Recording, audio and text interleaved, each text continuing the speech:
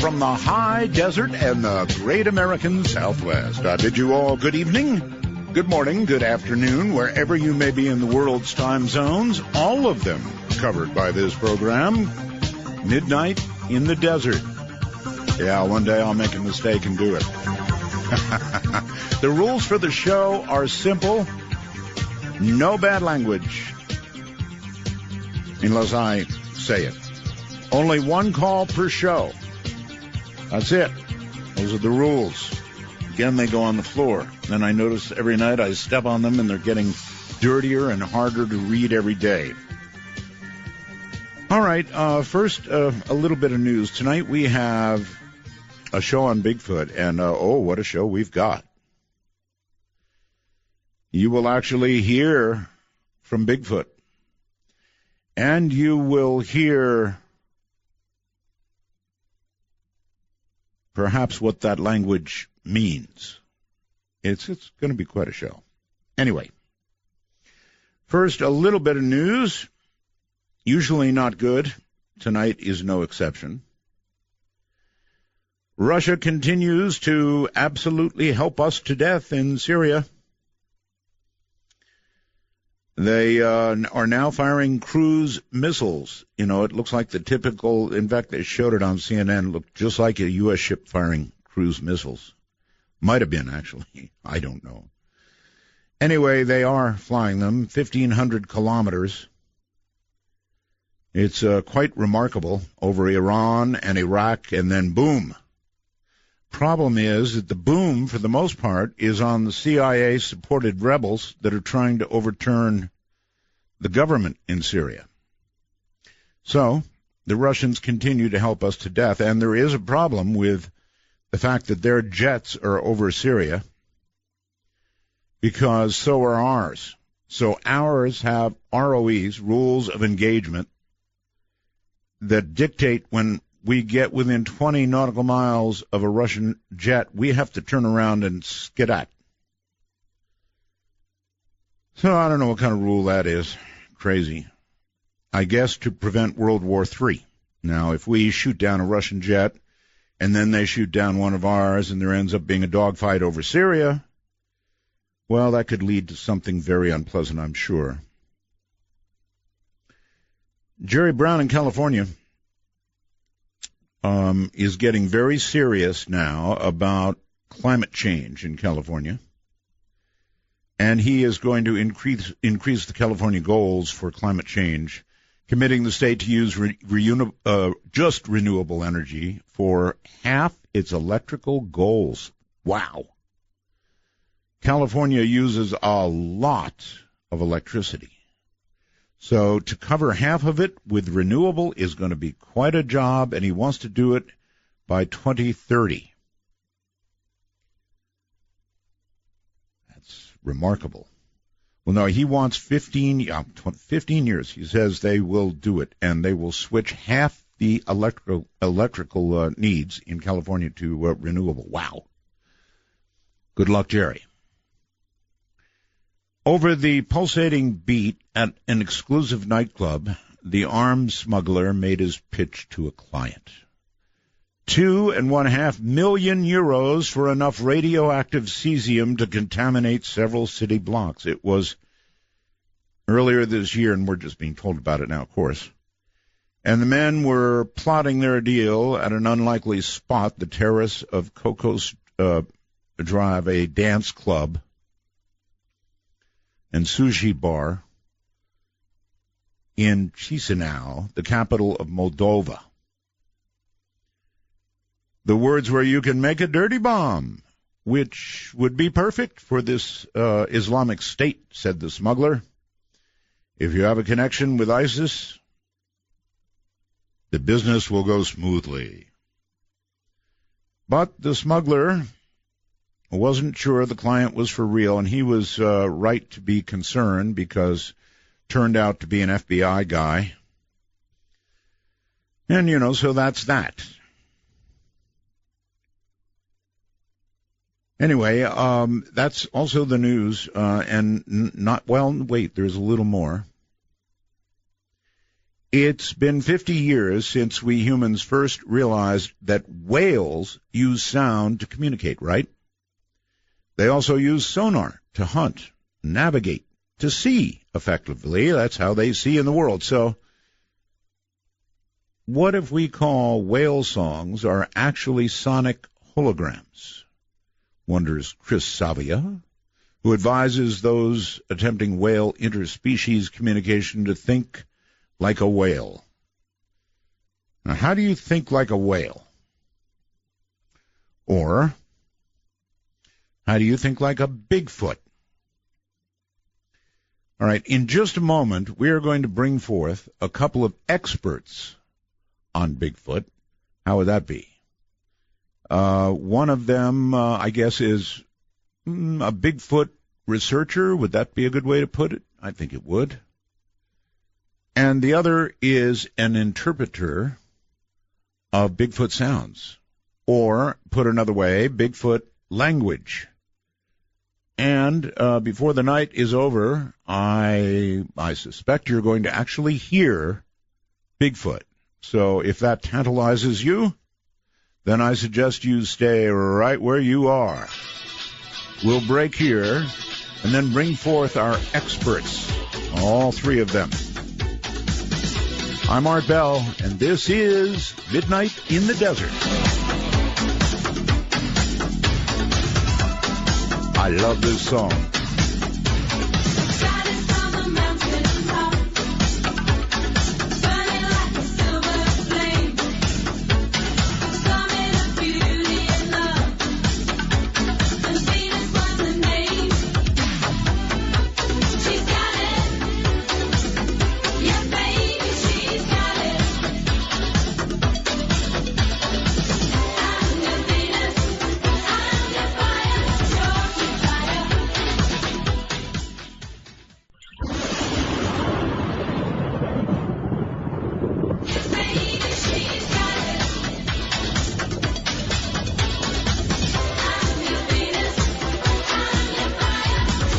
Absolutely love girl harmony. In fact, girls too.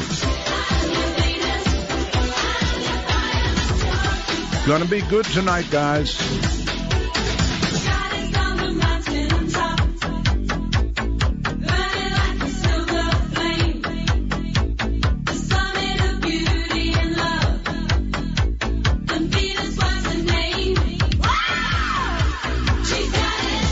Take a walk on the wild side of midnight.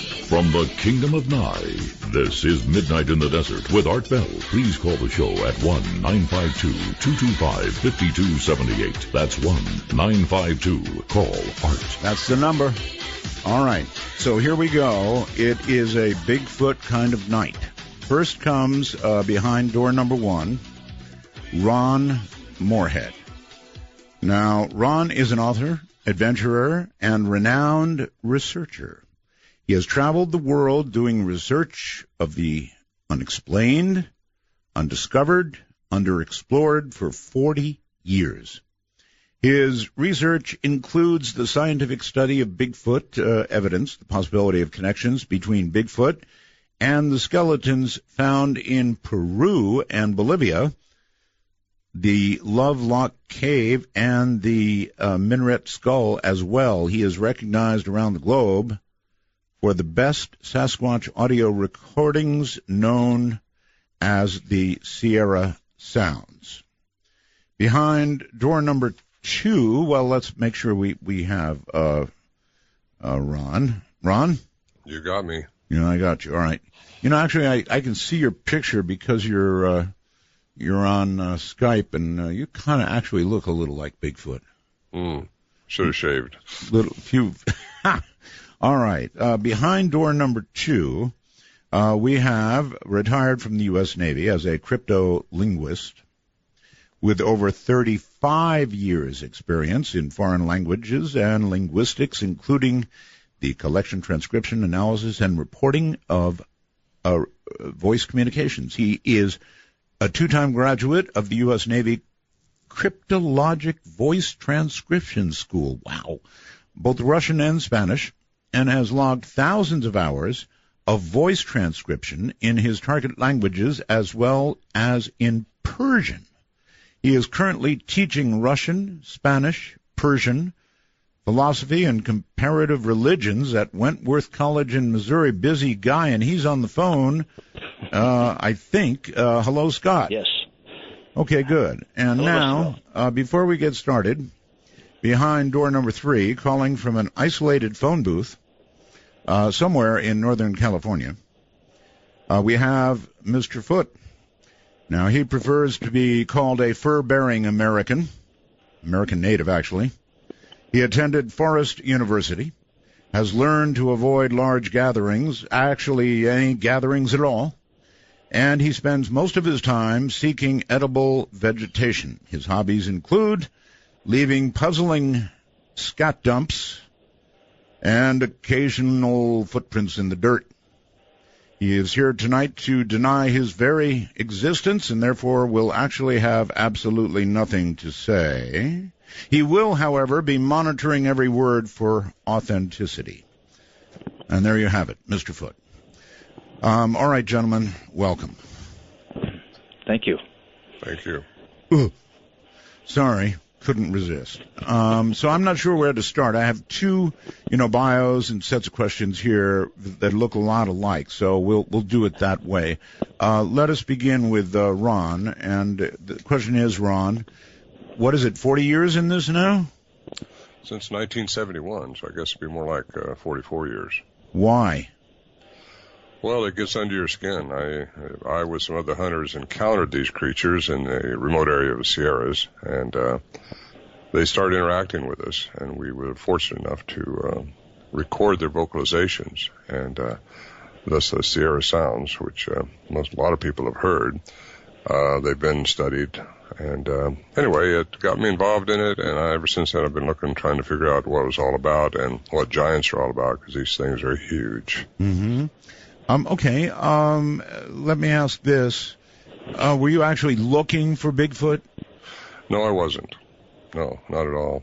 One of the hunters, original hunters up there, there's 6 of us involved that had this thing going on, and one of them got scared off the mountain. He wouldn't go back, and that's how I got involved, actually, because the wives were worried because the men hadn't came back, and they heard the story of what was going on up there, and they wanted him to go back and see if guys were okay, because we didn't know what was dealing with. They didn't know what they was dealing with.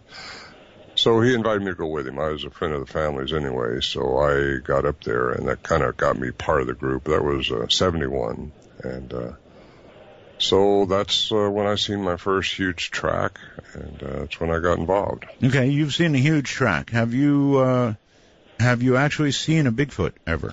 I did. Yes, I did. Me and another gentleman one night. They're very stealthy creatures, so it's very unusual, but they did interact with us 3 years after 71, in 1974, and I got to see them, at least one of them, jumping between trees, going so fast, and at that time they were making their sounds too, so that's one of the first times you got to see what was making the sounds we had been recording. All right, and that's the final question I've got for you before I move on to Scott for a second. And how did you record? I've got, 7 sounds I'm going to be playing, I think, tonight, and I'm wondering how you got them. Well, we recorded them with cassette recorders. That's all we had in the 70s, and I had some really good quality, a really good quality portable cassette.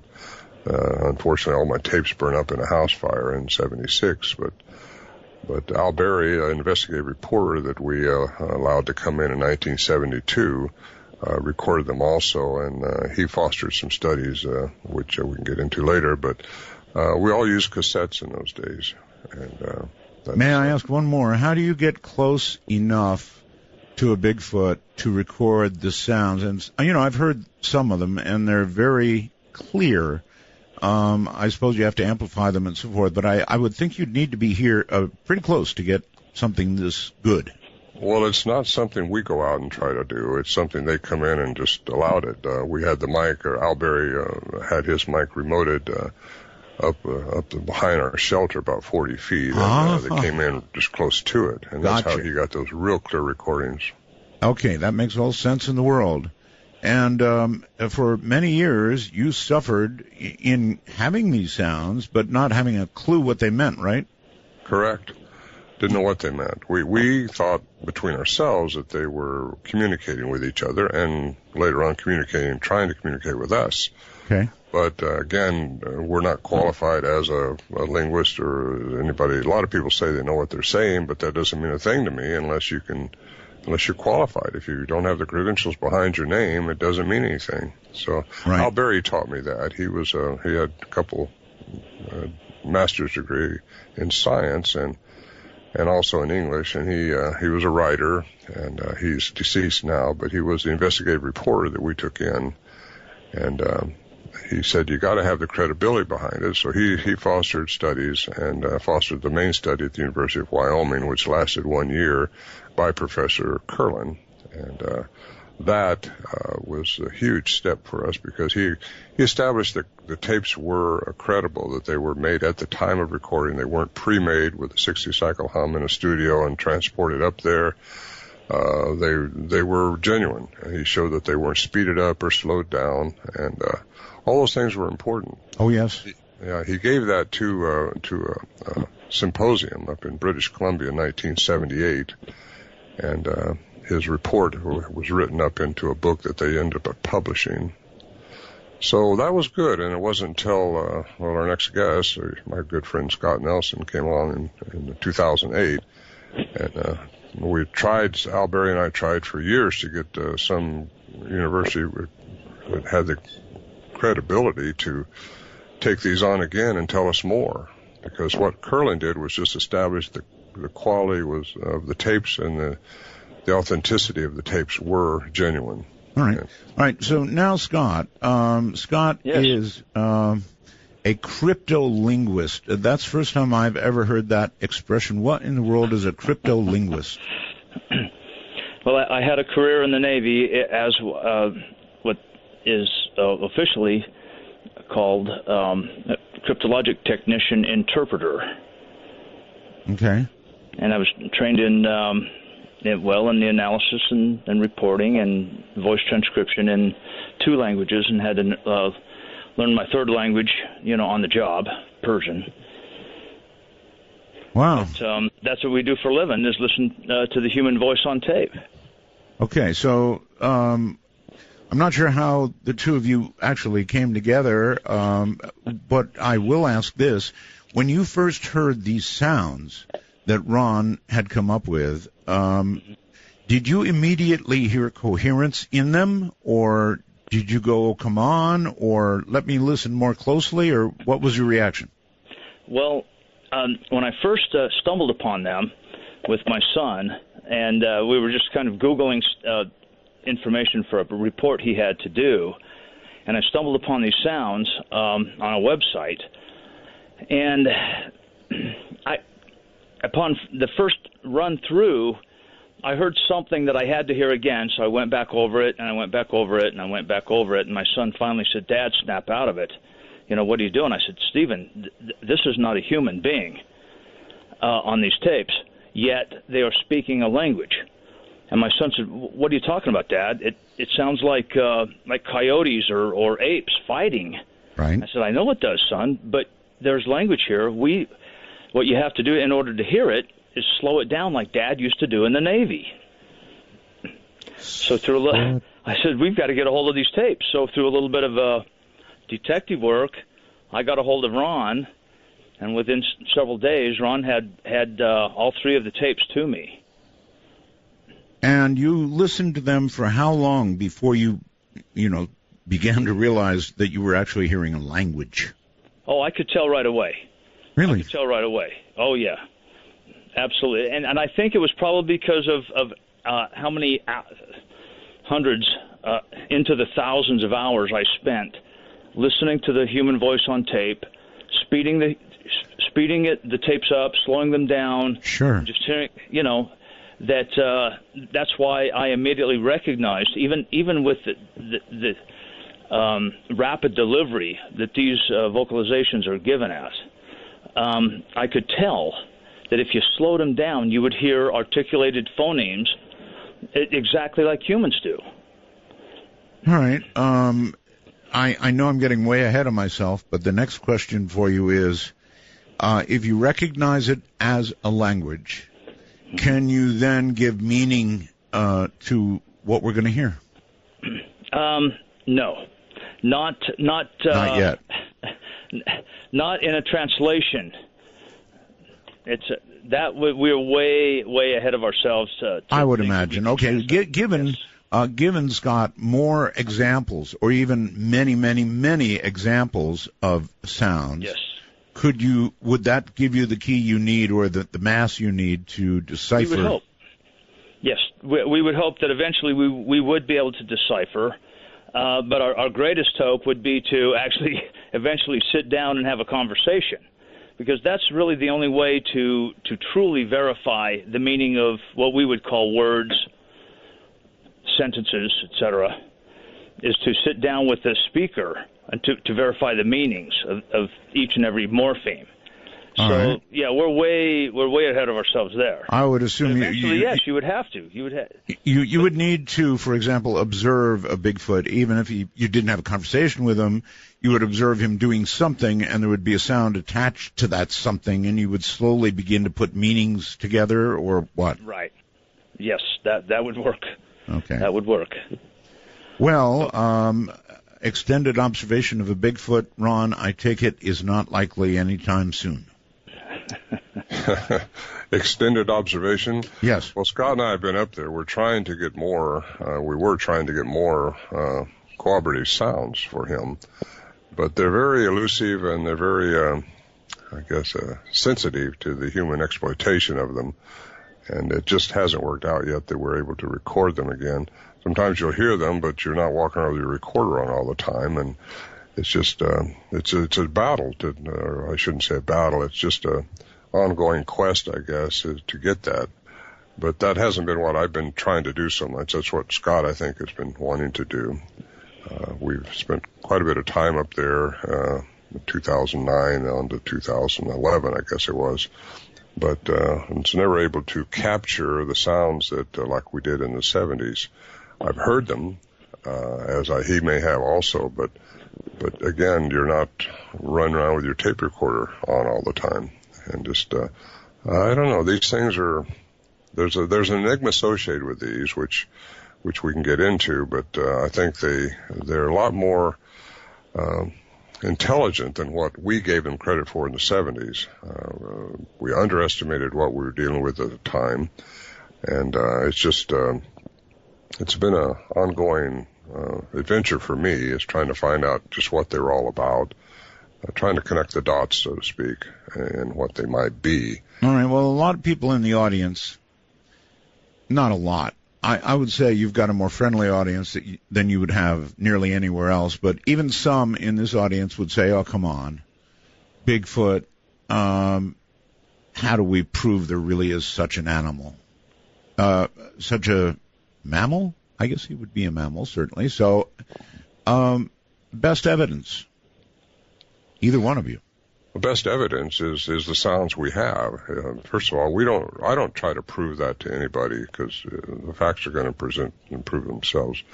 The Patterson film of 1967 is pretty much accepted now. A lot of people have tried to debunk it and all, but I know Bob Gimlin quite well, who was there, and right. I just believe him. He's a trustworthy person in my eyes. And our sounds, because the Patterson film shows the animal walking across a place in Bluff Creek, but our sounds kind of give you more of an insight into the nature of these creatures. And as you can see, or as you will see when we play the sounds, that they go from a very antagonistic sound, which I think they were trying to scare us out, into a more of a communicative type attitude. Actually, that was the next thing I was going to ask Scott, and that is, if you cannot translate for us what we're going to hear, and obviously you cannot, can you, no matter what language you're speaking, there are certain things that come through, certain emotions that come through. Of course. Right? And that absolutely. You can speak to, I take it. Oh, absolutely. You can hear virtually all of the emotions with both the Barry tape and the Morehead tape together. You can hear the whole spectrum of emotions. From one point where it even sounds like one of them is making a joke and laughing at his own joke. Really? Oh yes.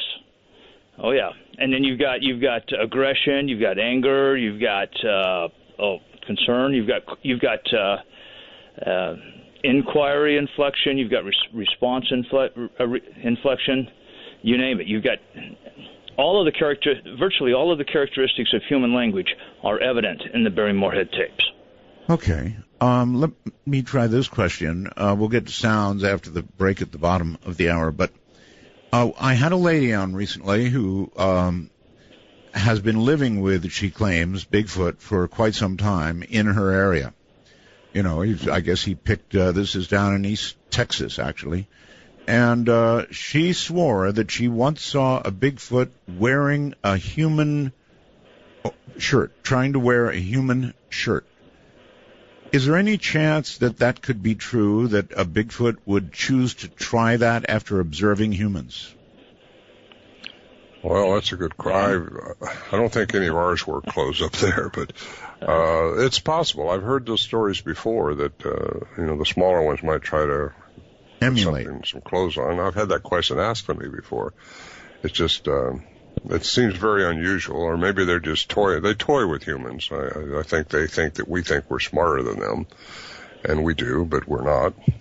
In my opinion, these things are out there, and there's a higher connection than most people want to give credit for them. Well, pretty much we're looking for them pretty hard, even with infrared, down-looking infrared, whatever, heat signature stuff, and we don't find the Bigfoot. So maybe they are smarter than us because they successfully stay away from us, right? That's right. All right, you two hold tight. We'll come back to you after the break. Pretty good one. You can go get coffee or do what Bigfoot did and leave a mysterious... never mind. We'll be back. The midnight moon was drifting through the lazy sway of the trees. I saw the look in your eyes, looking into mine, seeing what you wanted to see. Darling, don't say a word, 'cause I already heard what your body's saying to mine. Dark Matter Network News. I'm Amy Martin.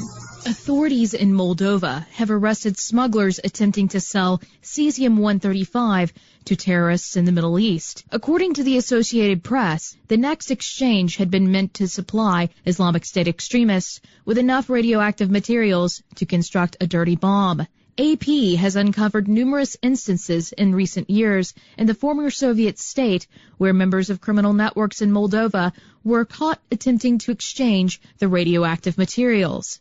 In an undercover tape, Moldovan authorities reveal a smuggler who states, "They could make one of those dirty ones, make a dirty bomb if you've heard of such things. The level of radiation is high, and these explosions spread material over a territory. It's bad for the health. That's the method." Moldovan authorities still note that the threat of a device is still very real, stating, "Until we know where the substances seized in Europe came from and where they were going to, only then will we be able to say for sure that the danger is no longer present."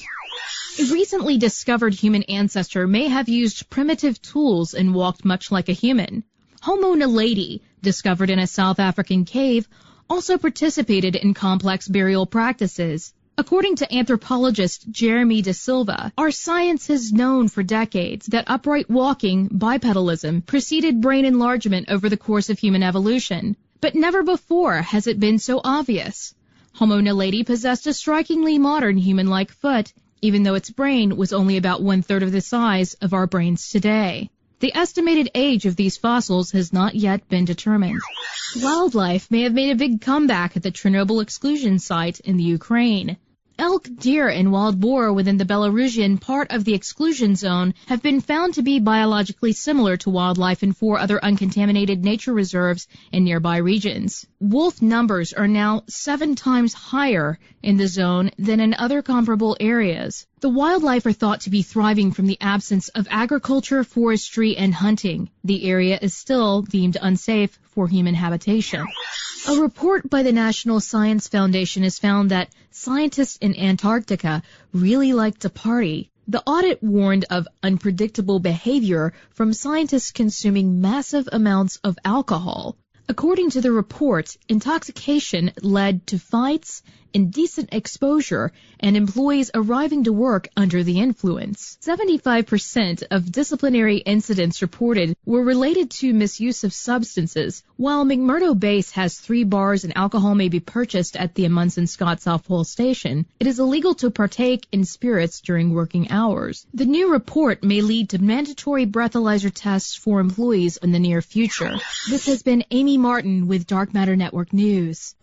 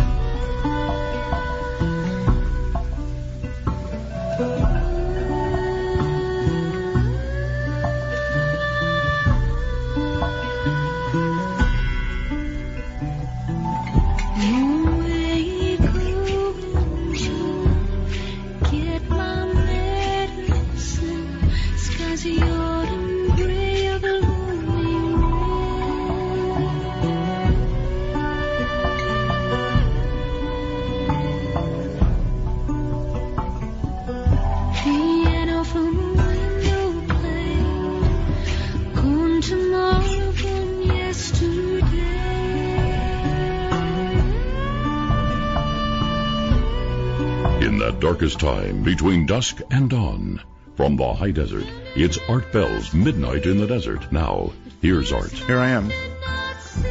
You know, it's interesting. My daughter Asia is now 8 years old.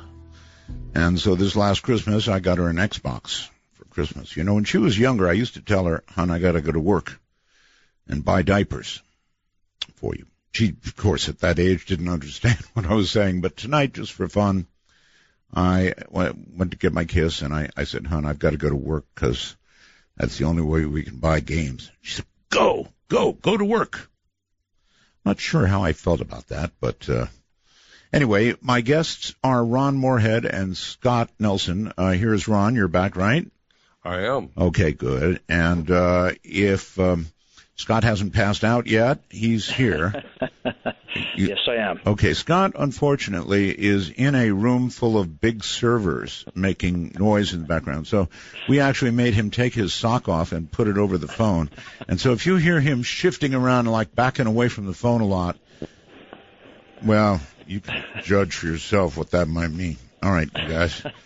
So we actually have Bigfoot sounds. All kidding aside, you don't often get a crypto-linguist on the air, along with a Bigfoot researcher with sounds, to actually talk about them. That's pretty cool. I would obviously like to play one. I guess we would call this number one.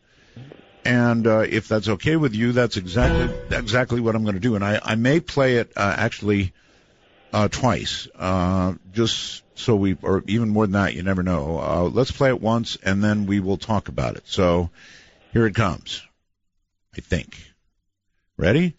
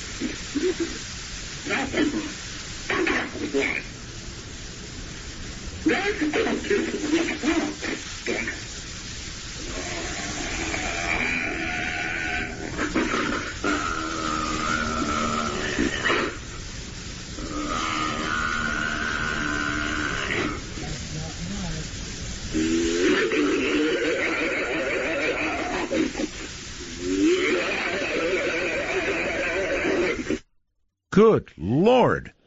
I had no idea what was coming. Holy mackerel, guys. I don't know what to say about that. My God. All right. So I don't know anything about it. I've got the experts. Ron, if you would please, that particular recording, my good heavens, where did that come from? Our Sierra camp, 8 miles in the wilderness of the Sierra Nevada mountains.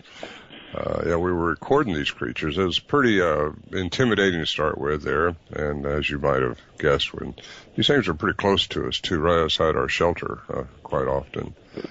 And anyway, if I heard that was clear, and it was, plenty ambiguous, I guess, but very, very clear, and it sounded like it was very, very close. And if I was there recording that, it would scare the hell out of me. Well, that's how I got involved. One of the guys wouldn't go back up there. Don't blame him. He wouldn't go back by himself, I should say, and he hadn't been back since that I know of. Don't blame him. Pretty frightening. Very religious man. He didn't know where to put this with his religious structure because it just didn't fit in his paradigm. But I don't have much of a religious structure, and I don't know where to put it, and I'd be running. So, I am. God. First of all, what were we hearing? Is it one Bigfoot, or is it two of them, or what? Well, we believe it was two, but let Scott jump in on this one. Okay, Scott. That was a lot to decipher. Oh, yeah. And like I said before, we're far from actually deciphering it or translating it. But what we can do with that is point out the characteristics of language that are evident in those utterances.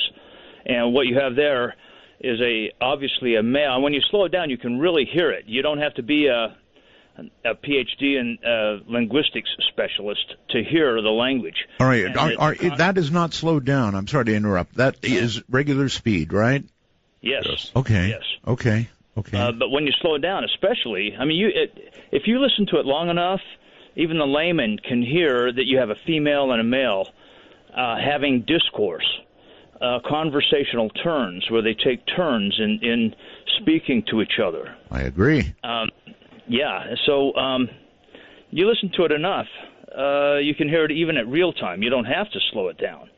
But slowing it down makes it very evident to anybody that's ever sat through our presentation and listened to it, walks away knowing that they're listening to a language. I've got to agree. It sounded like a language to me. By the way, years ago we had a human sound expert listen to it, a very qualified person, and she said the female won that argument. Just want to throw that out. So in other words, the worlds are similar in some ways. Yes, they are.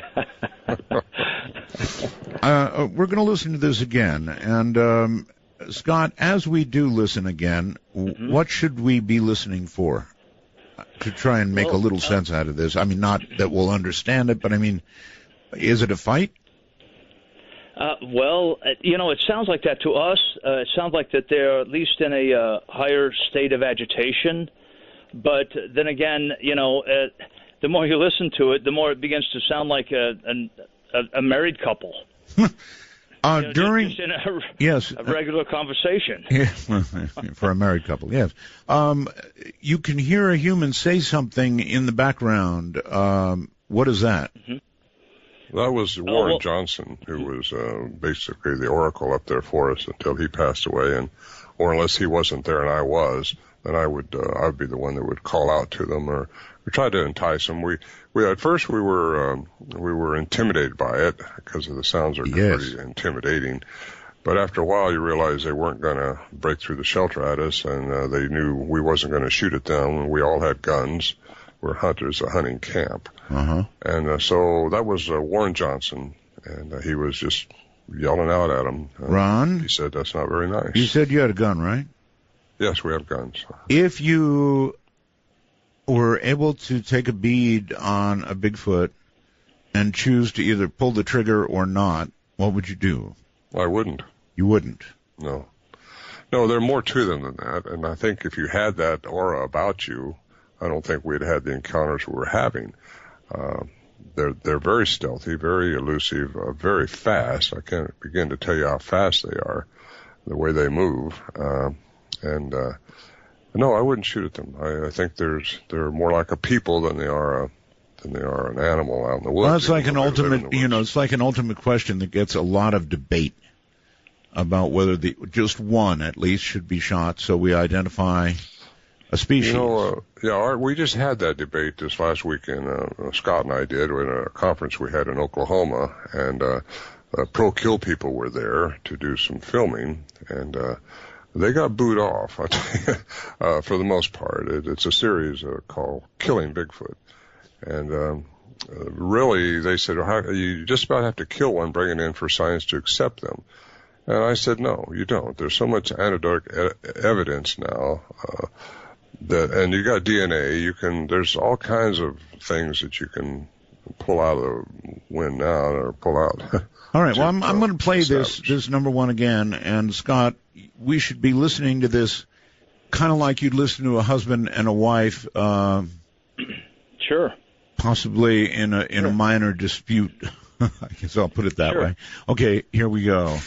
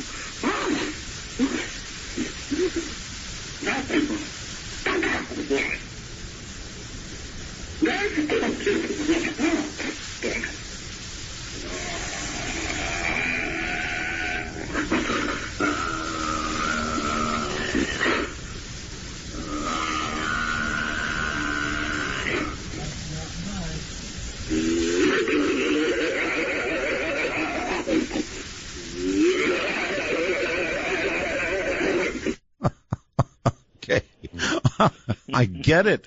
It does sound like she won, and he wasn't real happy about it. He was sort of walking away grumbling. We kind of think, Art, that they were maybe having a confrontation over some food we left out. Oh, that could be it. Originally, we thought the sounds were towards us. The aggression was towards us, and they could have been towards us, but we were leaving food out, our leftovers. That's what originally got them started coming in. It's a family of them up there in the Sierras. What did you leave for them? Originally we were leaving Spam. We'd fry Spam and leave it out. But whatever food we took in, they would take. And anywhere from, if we took canned stew up there on our mules or something, we would use that. Whatever we had out is what they would generally take. Until one time we left some rotten meat out, basically. At that time we thought they'd eat about anything like a bear would. But right. We had just dug a hole earlier that summer and had some fresh amount of dirt, and left that bad meat out, and they took it and buried it under that dirt. And I have a picture of this, a big handprint over that mound, and underneath that handprint was the meat that we'd left out. I see. So I didn't think too much of that. Yeah, apparently not. Scott, if you had the opportunity to go along with Ron up into the deep woods where you're liable to encounter these creatures, would you go or would you wait for the tape? I've gone, actually, me and my son, Stephen, have gone up several times with Ron. Really? And several times Ron and I have gone up by ourselves. We've had quite a few interesting adventures, you could say. Any of them involving Bigfoot? Yes, a few. We had some. We've had things thrown at us. We've had strange sounds around the camp. Ron heard a morphine stream in the middle of the night, which we were unable to record. Oh yeah, there's a lot of activity up there. I have a very famous Bigfoot scream that Linda Moulton Howe recorded. I'm sure you guys have heard it, right? Hmm? Is that a yes? I don't know if I've heard the scream. I've heard a lot of screams. I'll dig it out. It's a blood-curdling scream. There's no question about that. Are Bigfoot capable of big, blood-curdling screams? I believe so, yes. Oh, I'm quite certain they're just from the evidence that we have to assume that their lungs are just massive. The resonance of their utterances are is just off the scale. Mm-hmm. Do you have a measurement of the biggest? Well, I don't want to say the biggest Bigfoot, but the average height of a Bigfoot. Is there any way to make a guess at that?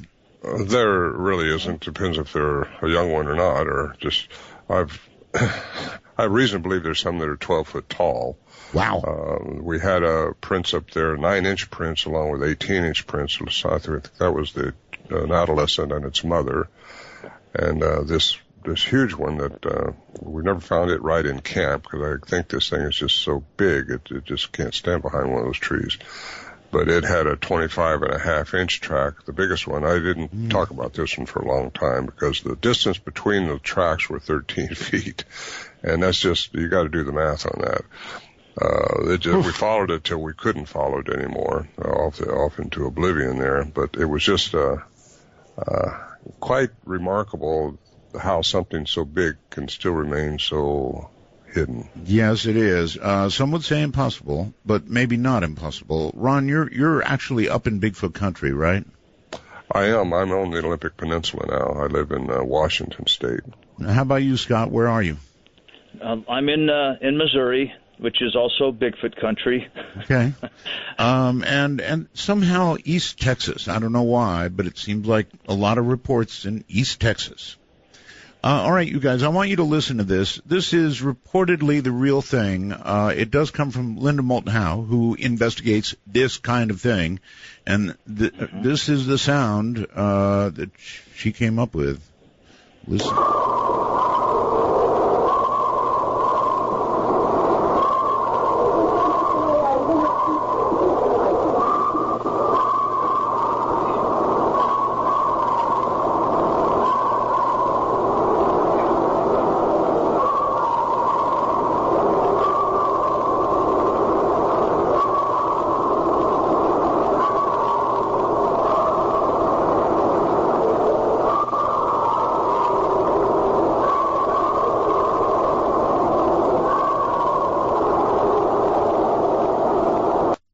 There you have it.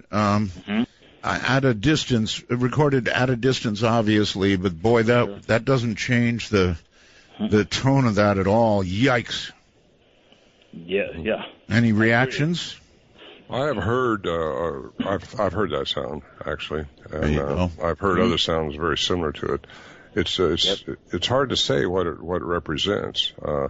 If you can't see the source occasionally or see some evidence of the source, you don't really know. It sounds like maybe one is, I believe some of those screams back and forth are maybe a mother looking for its young or a male looking for a mate or that may have been just trying to induce the dogs that I heard barking too.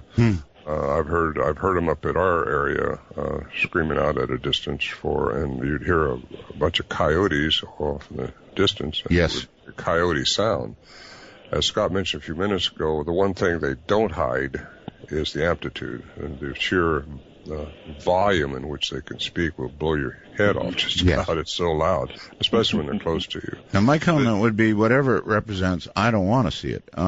Now, Scott, listening to that, after hearing other sounds of Bigfoot, what do you think? Well, the resonance is certainly consistent with the Sierra creatures. It sounds legitimate to me. Right. I've heard, again, like Ron, I've heard similar sounds like that, and I didn't hear anything that would be linguistic in that. No. But it sounds like the same creature to me. Would you say not linguistic, surely, but is that indicative of excitement, pain, mating? Oh, what? Yeah, of course. Well, you never know. It could even be indicative of some ritual. A ritual? Oh, sure. It could be like Ron said, it could be some mating ritual. It could be some other ritual. Could be the conclusion of a mating ritual. Yeah. Sheesh. That's one reason you don't want to mimic these sounds, because you don't know what they're saying. They might be looking No. for a mate. Any of you outside right now playing this radio into the darkness, think about what you're doing. I have a lot of people wanting to blast my sounds, blast these sounds, and I don't suggest that at all, because we don't know what they what they do mean, and again, if Or what it might bring. it might bring them something they don't want. That's right. Northern California, obviously, with the big trees and everything, but what other big hotspots are there, in your opinion? Me? Well, this is a hot spot on the Olympic Peninsula. I'm involved in the Olympic project here somewhat, and they have a lot of stuff going on there. I've met other people here. You just put the word out that you're involved in Bigfoot, and it seems like people start coming to you. Right. Yeah, well, I saw one here, and da-da-da. And I've had officials come to me, actually sheriffs and outside forestry workers, and they see them. And it happens a lot. All right. It's happening all over, it seems like. Gentlemen, hold tight. We're at a break. Short one, albeit, but a break. I'm Art Bell. And this is Midnight in the Desert, raging into the night.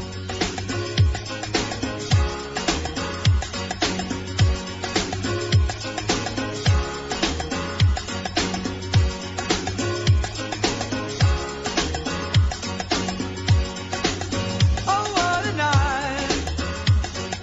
Late December back in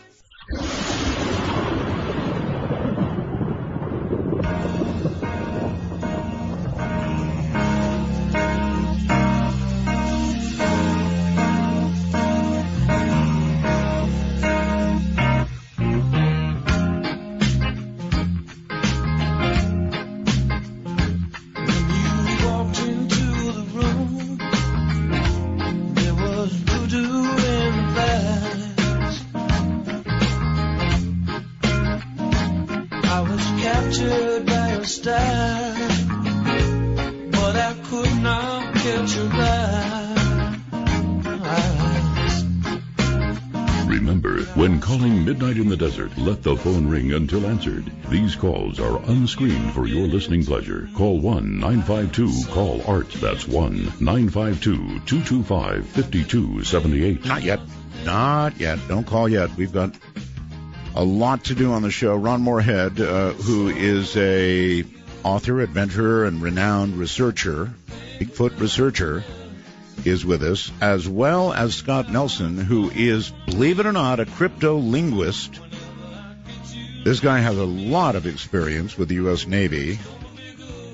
Went to the U.S. Navy's cryptologic voice transcription school, Russian and Spanish, and on and on and on. Knows about language and says that's what we're hearing here is language, right? Yeah, absolutely. Somebody comments on my computer. I call it the wormhole. They send messages. He said, yup, like most couples, I think the wife was doing most of the talking. So, reaction we got. So let us move on to yet another recording. And I guess, were most of these recorded at the same place, or these are all different? All these were recorded at the very same camp. Some of them were months apart, some were years apart. This went on from 71 through 76. Interesting. What about, is it harder to get these kind of sounds in the modern day than it was then? Oh, yes. It seems like it is. At least it has been for me. I really sometimes go up there without a recorder. I want to find out more about them now, and because I think they are tuned into human exploitation, I try to just go up there simple, let them create the action if there's going to be any. Right. You can't be the antagonistic up there. You got to let them be the aggressor. If they're going to interact with you, they will. And if they're not, they seems like they choose who they want to interact with. So All right. Getting more sounds has just been very difficult. But I know they're there. All right. Well, I'm going to play this next one, and then again we'll talk about it and come back and then perhaps play it yet again. Here we go. I think.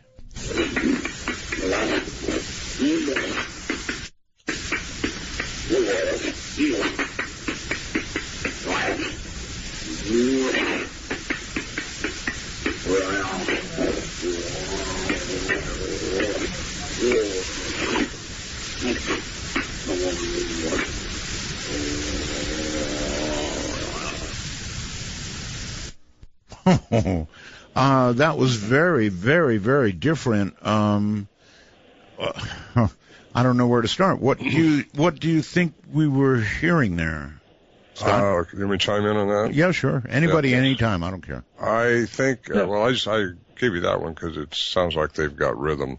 The thing was really cold. It was a cold night, very cold.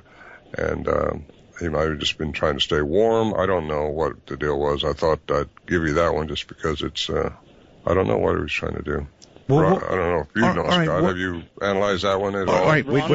Well, Just was wait. that your tape, Ron? Wait, before you start. Okay. That sound that we heard that was like, or clicking, or I can't duplicate the sound, but was that a sound produced by the creature, or was he banging on something?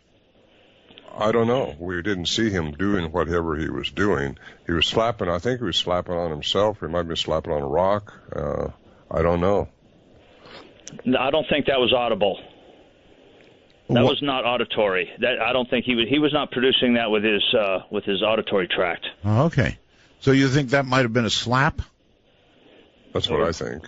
Clacking of rocks or something besides a vocalization. What about emotion or tone of that? Sure, there's always that. Well, I mean, what do you make of it? He's got that. Well, he's got a, he's still grumbling as he's doing that. So maybe some kind of frustration. Could be, sure. This was one of the last sounds we recorded in 1972. The weather had moved in, was really cold, and again, the camp is 8,400 feet in elevation. It could have been they were leaving for the winter, because I do think they migrate down out.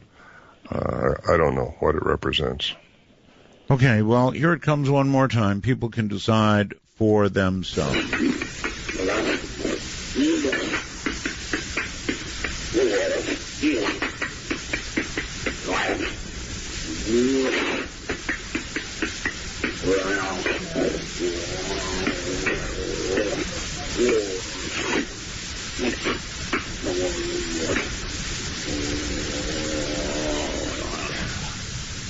That is a good recording, though. Really a good recording. That's what's shocking me about these. Usually if we talk about UFOs, we get very fuzzy pictures. But here we're getting very clear audio, as though the person recording would have to have been pretty close. Yes? Well, we were close. They were close to us. We were inside the shelter during this time. Every time we'd go out, they would stop. And so we had our mics stuck through the shelter was a bunch of logs leaning up against a cable and a group of trees. So you basically stuck your mic in there and hoped they came that way. We all were recording, though. Well, I think this guy was just trying to learn how to play drums. We mentioned encounters earlier, and there are people, unlike me, who want an encounter. They would like to encounter a Bigfoot. Do you have any advice on the best way to proceed if you really want an encounter? I do. In fact, I have a whole list of things that seems to work, and people who try them say they work. Proceed. First of all, they got to be the aggressor. You can't make something happen with them. You got to wait and hope they interact with you. And you got to be habituated in an area for a long time, so they trust the area. Let me get my list out here. I can be better at it. That sounds right. I mean, I'm thinking back to the lady. Be sincere, be sober, so you know what's going on. Take notes, get a relaxed atmosphere, and just have fun. If they start clacking rocks or doing something out around you, and you think it's them because you're in a hot spot, because there are hot spots, and just relax and don't try to shine lights. Whatever you do, don't shine a flashlight out there. Why? They will leave in a heartbeat. Okay. And just, I got a lot of tips on my website, bigfootsounds.com. And if they want an interaction, but when we get through this tonight, they may not want the interaction they think they want now. I have some sobering things that I believe that you may not want the interaction. All right, well, here's a question for you, both actually. Mm-hmm. they are so rare. They are so hard to find. They are associated more than not many times with UFO sightings. Do you think, either one of you, that there is a paranormal aspect to them? I've come to believe that there is, yes. Based on all the evidence I've found over 40-some-odd years of researching this, and what I've found in our camp, too. There's been some very strange things happen in our camp besides just these vocalizations. Oh. We've had lights following us around. I've seen a control light come down, which I don't know if it was unidentified to me, but it was controlled, big blue light, come down close to our camp and just get lost behind the trees. Really? There's been sounds that we don't quite know how to interpret. There was a time when we were in our shelter, we heard what we thought our camp was being torn apart. Metallic sounds like the cans and everything we packed in on our mules were just being tossed around everywhere. We had barrels up there been banged on. We look out there thinking we're going to see a mess, and nothing's been disturbed. I mean, nothing has changed. And how does that compute? It's either mass hypnosis or you're hearing into another dimension that you don't see. Something, I guess you can call it paranormal, because it certainly wasn't normal. And there's been in the daytime, you hear a big tuning fork sound, like there's a huge spaceship right over your head, but you're not seeing anything, but you hear it. And it's just things like that happen. We've heard clicking noises we don't know what to make of. Right. That follow us around. And, yeah, I think there's something different going on with these things. And I've got my ideas. But, I've been all over the world studying these things, down in Peru mostly, and that's where it really put me over the edge, because I found some things that are not human down there. And UFOs are commonplace in Central and South America. All right. For Scott. Mm-hmm.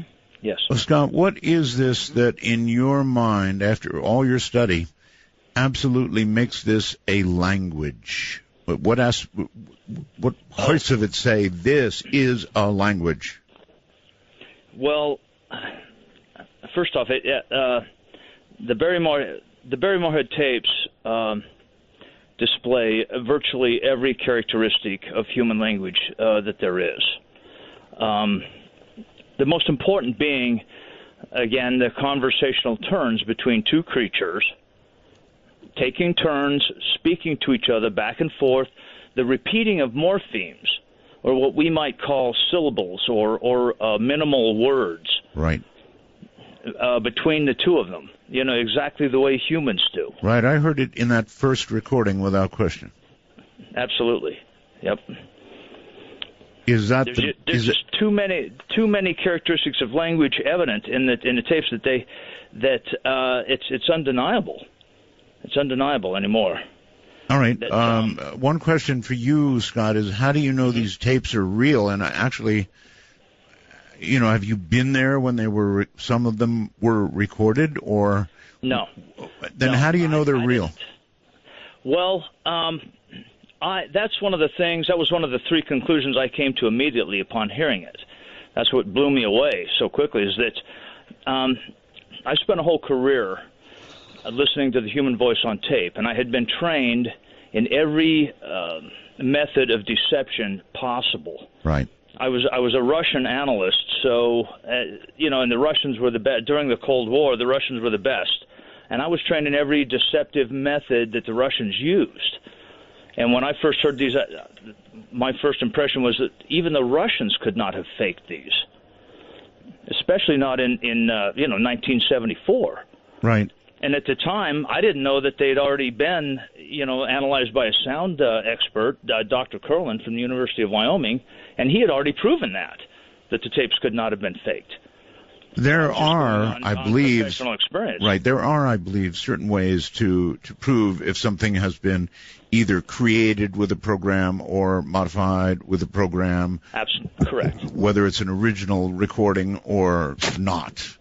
So, right. Yeah, I'll buy that. All right, let's move on to number 3. And again, recorded roughly in the same place or what?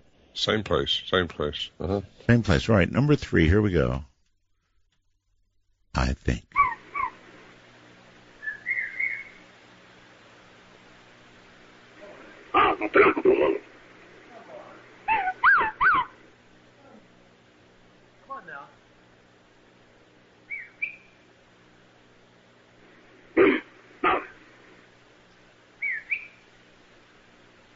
Wow. Pretty cool. Very different. Very cool. So that was kind of almost a whistle? It was a whistle. Yeah, that was one of the first exchanges we actually had. That was Warren Johnson whistling back to it. We found out that whistling, actually, they do is done through the vocal cavity. It wasn't done through the lips like we normally whistle. So that was kind of unique. That's why I sent you that one. And anyway, it was just one of the first exchanges we actually had, which I recorded. And I thought that How do I know the difference between the Bigfoot whistle and, did you say Warren? Warren Johnson, yeah, he's the one that whistled. Well, I can hear it. I don't know if you can. It's kind of a background whistle back, but it sounds like a human whistle. That's why I'm playing them twice, because... Or through the vocal cavity, according to Dr. Curlin. Gotcha. Again, here it comes again, and that's why, because I want you to listen to what's Warren and what's Bigfoot. Here we go.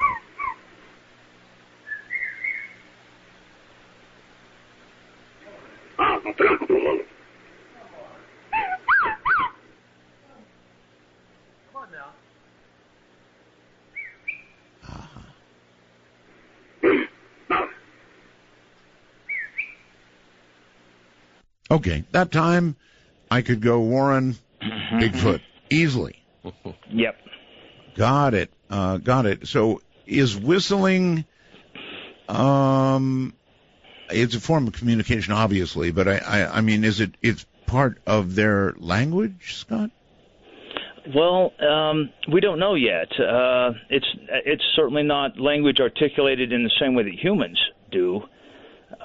Which most of their utterances are, but we don't know. I mean, certainly humans communicate with whistles as well. But yes, they do. Not linguistically. I mean, not articulated. By the same apparatus that we do. Yes. We do communicate with whistles. It's true. Sure. They seem to have a very, very flexible vocal cavity, a vocal range. Dr. Curlin's report showed their range. They can go above, in, and below what a human can do, which gives the suggestion they can mimic almost any forest animal if they wanted to. And I know I've heard an 800-pound owl up there one time, and I never saw an 800-pound owl. Now, Sasquatch lives at least, I don't want to say near humans, but frequently around humans. And so you have to wonder if their language, such as it is, has been affected in any way by what they've heard from human beings. You want me to take that, Ron? Yeah, you're the expert on that. Yeah, we'd have to assume that they are influenced by other languages the same way that humans are. And especially because virtually all Bigfoot researchers believe that they are so observant and so elusive that they are able to hide. They could keep themselves hidden and be very observant of our languages, and it would serve them very well to know specific words that humans use, right? Like food and guns, right? And hunt or whatever. You would think that they would make it their business to figure out what we mean by specific morpheme streams. Do you think, going back to Ron for a second, Ron, that these are creatures that were here long before man, or do you think these are creatures that have always been? I don't know how to ask the question. How long have they been around? I have no idea. I don't know. Good answer. If you don't know, say I don't know. I don't know. Yeah, that's better. Is there any indication that they are getting either closer to contact with humans or moving away from it more and more? They're multiplying. I'm quite sure of that. They don't need protection like a lot of people think. We've got to kill one so you can protect them. That's ridiculous. If anything, we need protection. But they are multiplying. There are small ones being seen. what they are and why they're here, because they still stay hidden from man. They don't come out and expose themselves to humans unless it's by accident. Right. They're bigger, stronger, very stealthy. They're cognizant beings, and at least the ones I dealt with are cognizant, and that tells me something. They have language. Why are they here? And what are they doing? Why are they holding back? If they could trust anybody, they should be able to trust me. I've never threatened them. I've been up there, and I've been up there and had them around me, and yet they won't come out and shake my hand or tell me more about them so I can discuss this with the world like I'm doing now. I just want to know more, and I think I'm learning more as I go. I hope to, anyway. All right, well, none of us know everything. All right, that's right. Here's one for you.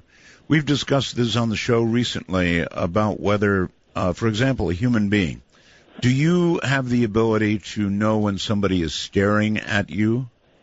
You probably think you do, but I had someone tell me, a doctor, the other night, that you don't. I disagree with that. I think that you do know when somebody's staring at you. And moreover, I also think you know when a threat is close to you, unless you're really dense and you've been playing too many computer games and you're so out of touch with the world that you don't feel it. But, you know, there's this thing with the hunter, and sort of just before the trigger gets squeezed or the bow and the arrow lets go, the buck suddenly raises up and knows something's about to happen. So what do you think?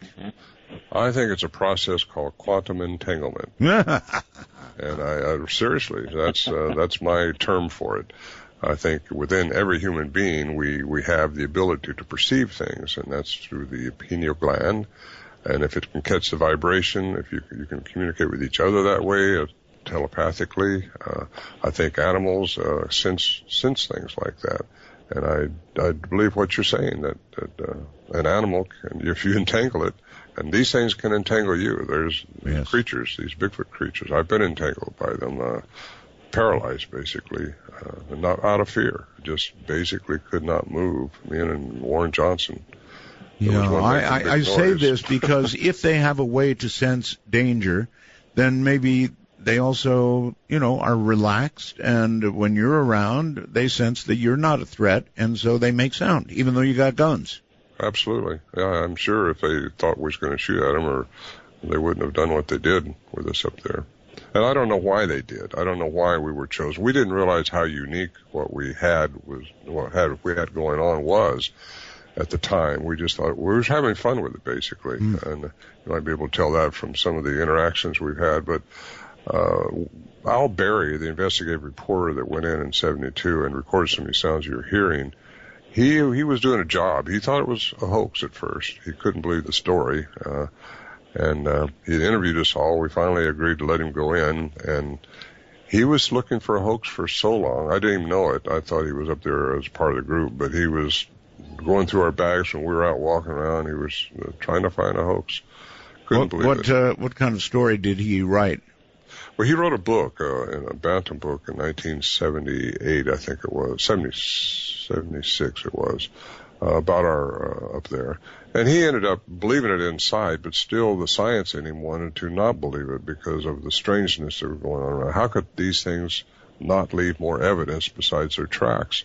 We had a man go up there, a wildlife biologist, to do a flora study just at the suggestion of a scientist to see if there was any evidence of any nails in a tree or speaker wires in the ground or anything like that. And we stayed up there 3 days, he and I did, and he did a thorough research. I wrote about this in my book, Voices in the Wilderness, and give his report in there, at least in part, because I didn't want to give away the location.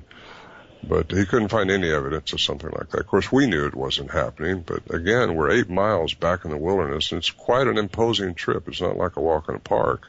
You can get hurt up there. That's right. Well, Scott, going again back to that first recording, which was really awesome and seemed like a talk between, or an argument even between a man and a wife, have you identified in any of the recordings fear? Outright fear. Fear? Fear. Fear. In them? Yes. In the creatures, not that I would have made a notation of. That it seems that whenever you're doing a transcription like this, the analyst, should make a notation of any emotions that he feels are being expressed. And I didn't I did not make any notation that would describe fear in them. All right. Well, might have been a little fear in the male's voice after getting raked up and down by the female. All right, we've got another recording here. This is called Rocks 2, whatever that means. Can I say something about that? Yep, please. Yeah, it's basically what they do when they first come around. They will crack rocks, they will whoop, they will make sounds like that to, I think, as a code to another one. Again, if the people who are wanting the encounter just sit still, they will come closer and do more. Okay. This is the sound you hear, the big cracks and the rhythmic rock popping, basically, that they announce themselves with a lot of times. Right. If I hear the sound of cracking rocks, I'm gone real quickly. Because whatever can crack rocks can certainly do something like that to skulls. Here we go. Listen carefully.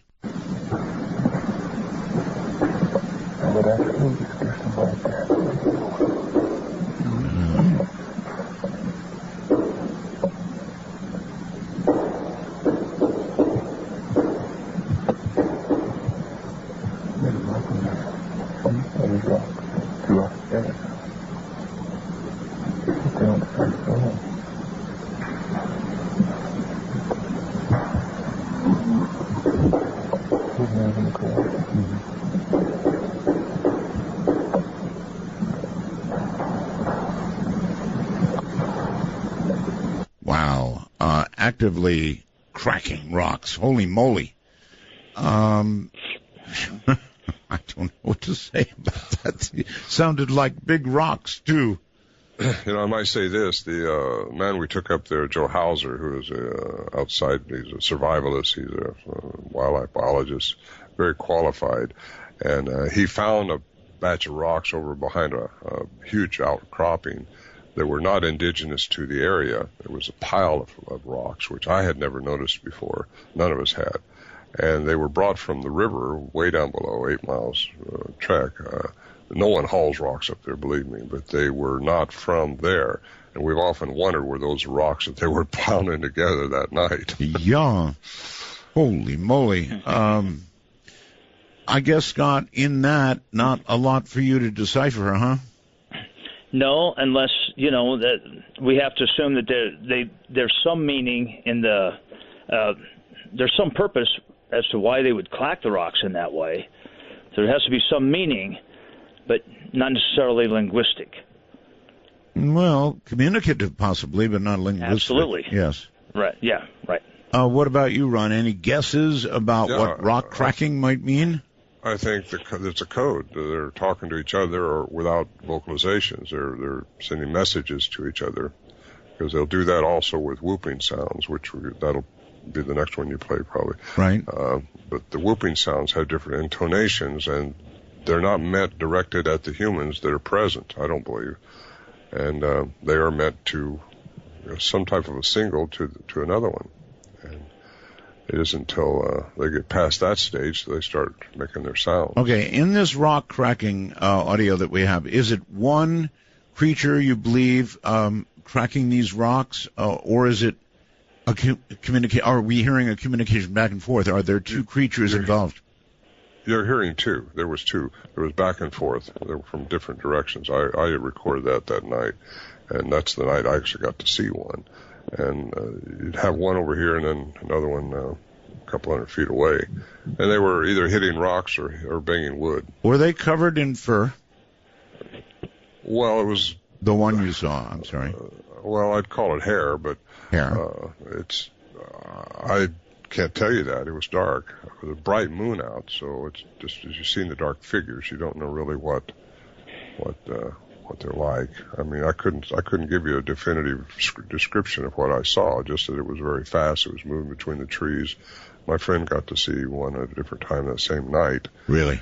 And they were making these sounds, and that's the night that I started interacting with them, because they were so bold This was one of the first nights, actually, that they ever was this bold while we were outside the shelter. Okay. Very unusual. Yeah, one more time here. But I feel discussion like that.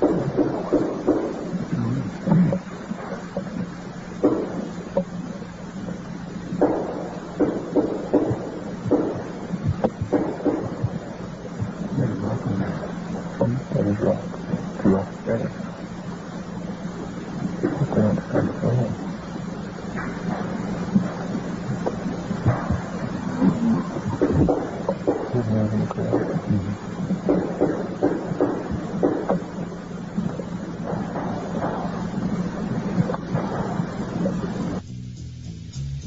Okay. Two Bigfoot communicating with each other with big rocks. We'll be back with what rocks we have in a moment.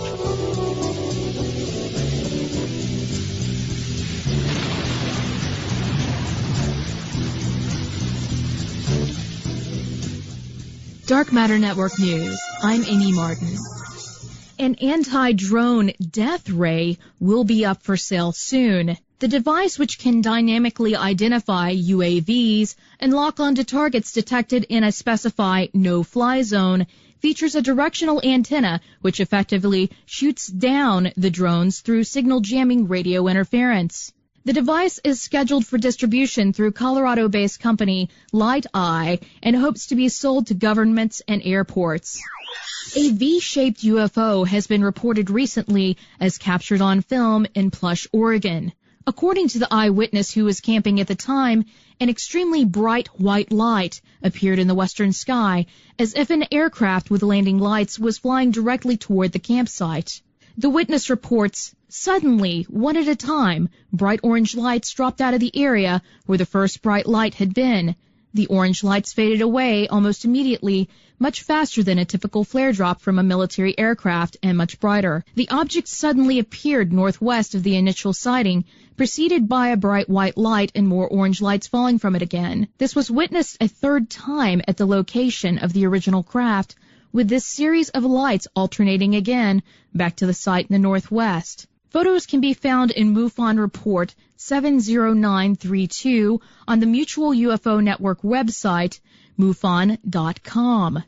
Owners of the house which inspired the blockbuster film The Conjuring are reportedly suing Warner Brothers following threats of violence and hordes of investigators looking to capture poltergeists in a Rhode Island farmhouse. The couple, who weren't the owners of the property at the time of the original paranormal incident, claim the property was inundated by curiosity seekers and trespassers who, at all hours of day and night, come to and on the property, approach and seek to enter the house, take photographs and videos, ignore the no trespassing signs, fences, and barriers installed.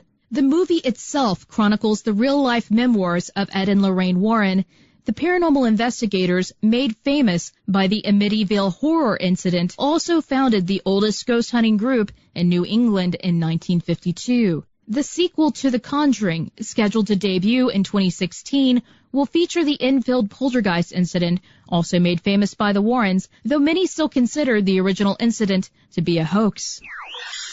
Butt dialing is currently putting a strain on emergency management systems all over the world. According to a study in San Francisco, over 30% of calls placed to the 911 center are indeed accidental. For every accidental call, a dispatcher spends an average of 1 minute and 14 seconds to leave each number a voicemail message. This has been Amy Martin with Dark Matter Network News.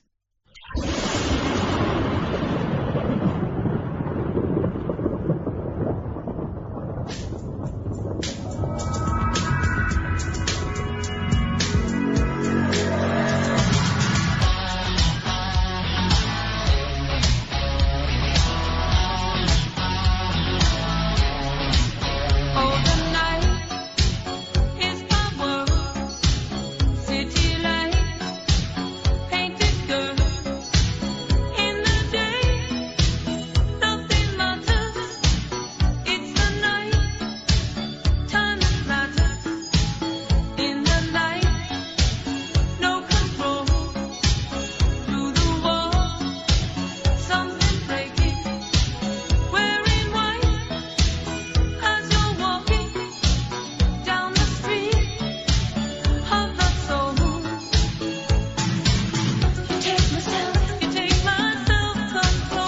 Midnight in the Desert doesn't screen calls. We trust you. But remember, the NSA, well, you know. To call the show, please dial 1-952-225-5278. That's 1-952-CALL-ART. Well, all right. I've got two guests, unless you count the recordings, and then that'd be Mr. Foot. I've got Ron Morehead, who is an investigator, 40 years, more than 40 years now, actually, looking for and recording Bigfoot. Then I've got something very special, Scott Nelson, who for 35 years has been a crypto-linguist, and he finds language in what he hears. And if you heard the first recording, which I'm going to find a way to make sure you do, before we go tonight, you're going to agree with that. I mean, it's language. I don't think there's any question about it. Gentlemen, welcome back. Thank you. Thank you. You mentioned that we're going to hear some whoops, as it were. Again, recorded, what? Same place? Same place. All these were recorded in the same Same camp, place, just okay. a distance apart, yeah. But same place, different day. Different day. Well, some of them different day. Yeah, the first two were the same day. Well, no, I can't say that either. We've got a lot of recordings, Art. All of us are recording. I've got hours of this stuff. Really? I just pulled out these that give you kind of a sample, basically of different. You times. have hours of this, really? Yes. They were coming in quite regularly for us. We would leave food out, and again, we weren't threatening them, and I think that we just got lucky. Okay, then let me ask Scott, if there are hours of this, Scott, you've heard a lot more than we have. Yes. So, in hours, how many times did you hear the kind of apparent dialogue that we heard in that first recording? Oh, throughout. Really? Oh, absolutely. Yeah. Absolutely. We really are dealing with something here. Yeah, we have 75. I mean, it took me 4.5 months initially to transcribe all of the three tapes, the two buried tapes and then Ron's tape. Just about 90 minutes took me 4.5 months to transcribe, to do it right. I've got it. We have 75 pages. Holy moly. All right, here come the whoops, folks. We'll listen very carefully. Here it comes. 1, 2, 3.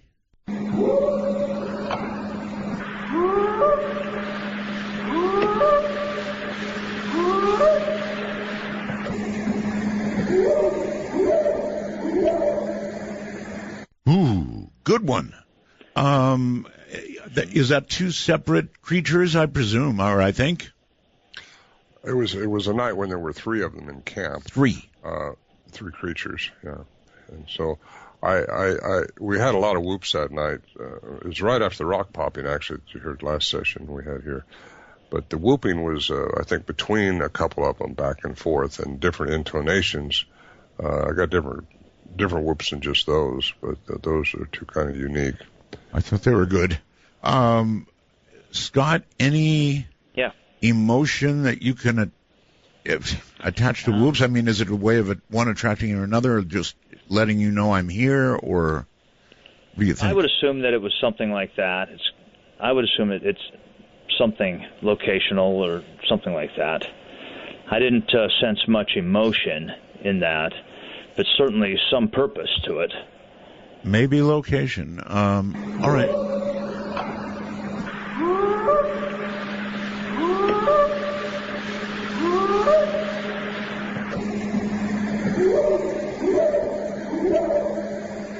Huh. Almost sounds like sonar blips. It almost does, huh? So they could have been trying to draw us out, too, with the rocks, just to see what we're going to do. Because Bill and I, my friend who was there with me, we just ridden in with our horses and started getting dark when all this started happening. And you had horses with you? Yes.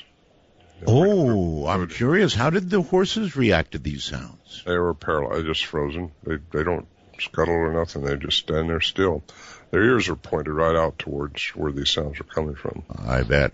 but it didn't seem to bother them like bear. When bear come around our camp, which we got a lot of bear up there, they would fuss a lot, but they didn't fuss when these things were around. In fact, when we'd go out, sometimes we'd go out walking in the daytime, just hiking or something, and a horse would leave our horses there, and we'd come back and find some big Bigfoot prints around our horses where they came in and examined our horses. I had no idea, Ron, that you had so much more than what we're hearing tonight. I assumed you have hours and hours of it. Wow. Yeah, we do. A lot of it. And a lot of it, actually, Scott don't even have because it's just not the quality that we gave him the best quality we had. And there was times when they didn't come in close to the mic. It was kind of more of a distance, you know. Maybe the mic was pointing one way and they were on the other side of the shelter or something. Right. So these are some of the better quality ones we had. And but yeah, this went on for. That's what makes it so interesting because it went on for not just one or two times. It went on for years. And all right. Now, the next today, thing, you know, we could go on and on about this, but even with a 3-hour show, we're pressed a little because I want to allow callers and stuff like that. So the next one says Vocal Exchange 2. So is this kind of like the first one we heard, only different? No, this is between me and one of the creatures. It's not between two of the creatures. It's one of them trying to get my attention, and I was mocking it, or mimicking it, I should say. Or it was mimicking me. I'm not sure which way it was going. You'll hear it. So that is a successful tactic in trying to get them going, is to make noise yourself? Well, no, they were I think, intentionally trying to attract me, and I yelled at them, and it's basically they came back at me with a yell of their own, and I tried to mimic that. You were fairly sure it wasn't a mating call, right? I wasn't thinking about it at the time, or I might not have done what I did. But it was an exciting night, I'll tell you that. All right, Vocal Exchange 2, here it comes, I think.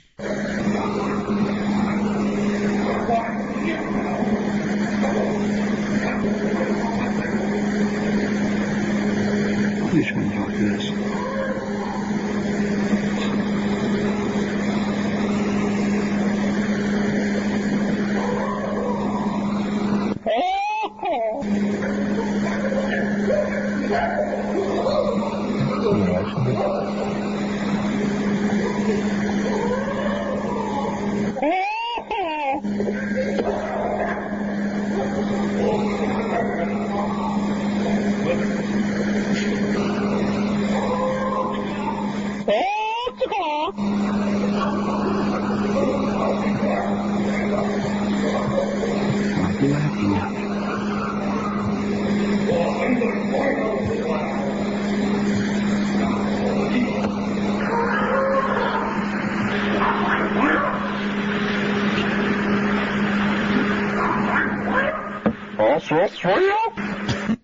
Yikes. For a good time, come to the fifth tree over the hill.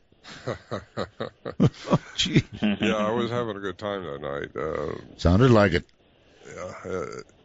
Yeah, I don't know what to say about that. I wish I knew what they were saying to me or what they were trying to say to me. Scott could never tell me that, though, till we get one of them to say, ooga, ooga, that's a tree. You don't know what they're trying to say. No, you don't. You notice the difference in the sound, though, from the first one that you heard. Absolutely, sure. It wasn't quite as rapid sounding. And Scott, I had a question for him years ago. Was it the same vocal mechanism or the same creature made that sound as made the ones in the 71, 72 tapes? And he said, yeah. And so what we think and what he thought is that it slowed its articulation down to perhaps something they thought was communicatable to us. And that's very exciting to me to think they actually did that. Means they're trying to communicate. Yeah, oh, absolutely. It's communicative, yeah. All right, we're going to do this one again. Listen very carefully, everybody. And you can tell which one is Ron very easily.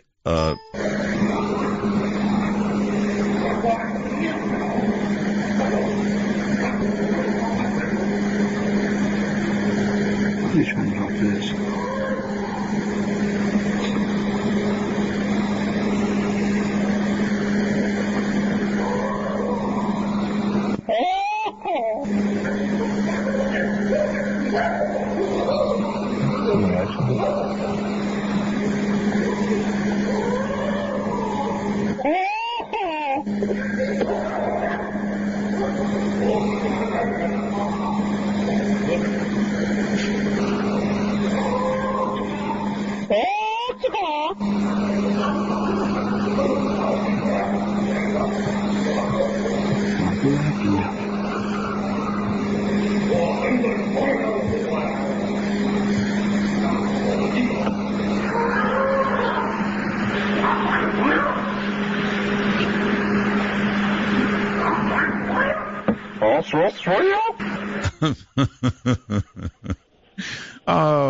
That must be something to be out there, and you can tell that you're getting them going. Mm-hmm. There's no question about that. I mean, it worked. So the whole night has quite a story behind it. Again, I write about that in my book, but they knew who we were. They evidently saw us come in at the bottom when we packed our animals to head up there, and they knew where we were going. We found a huge track on the trail after our animals had got spooked. We wasn't sure what it was. Could have been a bear, could have been a deer, could have been anything, but we saw this big track sometime later perpendicular to the trail. Right. So we thought, well, okay, they're still around. It's fresh. No one else had been on the trail at all. And after so far, you don't leave a trail. You go different ways, so we didn't leave a trail. But when we got to camp, as soon as it started getting dark, so when we started hearing the rocks going together and the whooping, and then the interaction just heard and some more besides that. But we found a huge track in front of our shelter the next morning, actually. We knew it was made before we got there because Bill's dust cover off his rifle had fell into the track and it hadn't been crushed down. It was just tilted up on the track. So that track was made before we got there. But that's not the end of the story. Earlier that year, we had re-roofed the shelter with some fresh plastic, with a machete, cut some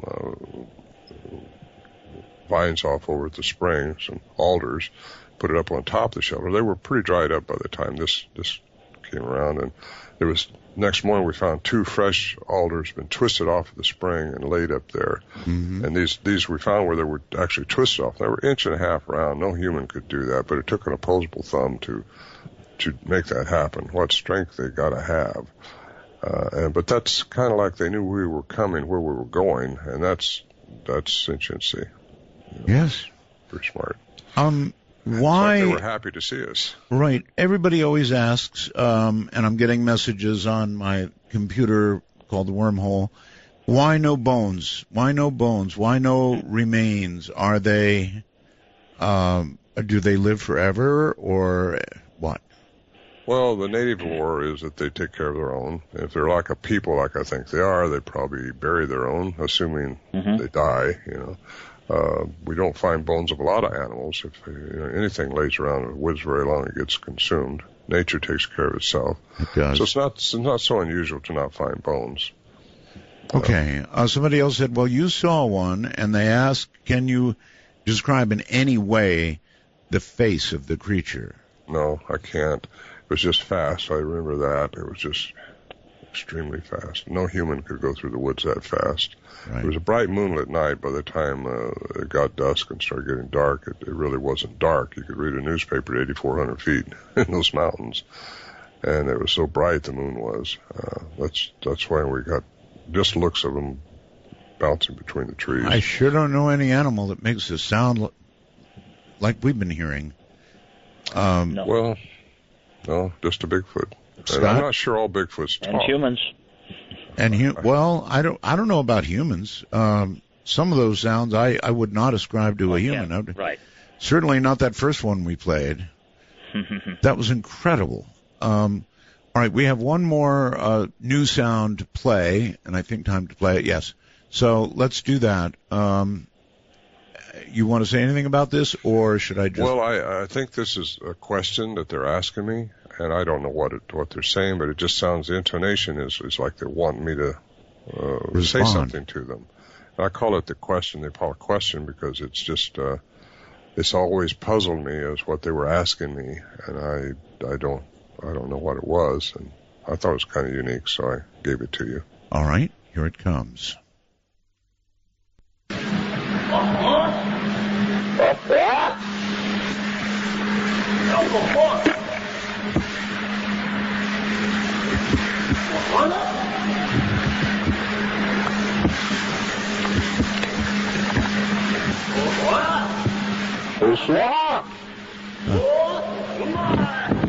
Right there, just seen movement right through there. Wow.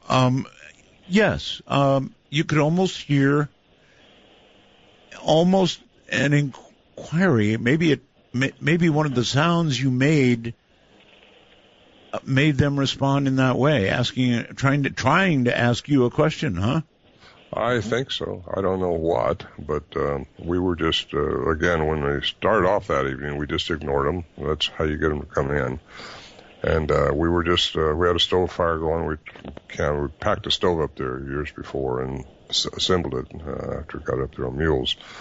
But we were just there, had built a fire, basically had our horses out, and when these things started doing all this stuff, we got our little recorders out of our saddlebags and set them up and started recording the things. But it was an exciting evening, and that's the evening that we both got to get glimpses of them. My daughter, all the guys have just about all of them, except Al Berry, got to get glimpses of these things. My daughter has seen some of them really clearly, and she described it as a 7-foot tall, slender male, and just broad shoulders. But when it turned, it doesn't turn it turns its whole body. They don't seem like they have a neck. They got to have a neck, but they don't turn their neck. Did she get close enough to see a face? Yeah. She described it. She looked like just a big black basketball player. Really? They have a very human-like face from all the reports. I've been interviewing people now for all these years, and right. They have a very human-like expressions on their face. And, I have reason to believe that they are part human. And, okay. Don't know about the language thing, if they all have language or not, but I think they're... Well the ones you've been around certainly seem to. These have language. We know that. All right. Well, the nature of language would say that if species wide, if one clan has language, it would essentially be species wide. Huh. Okay. All right, gentlemen, hold tight. Here we go. One more time.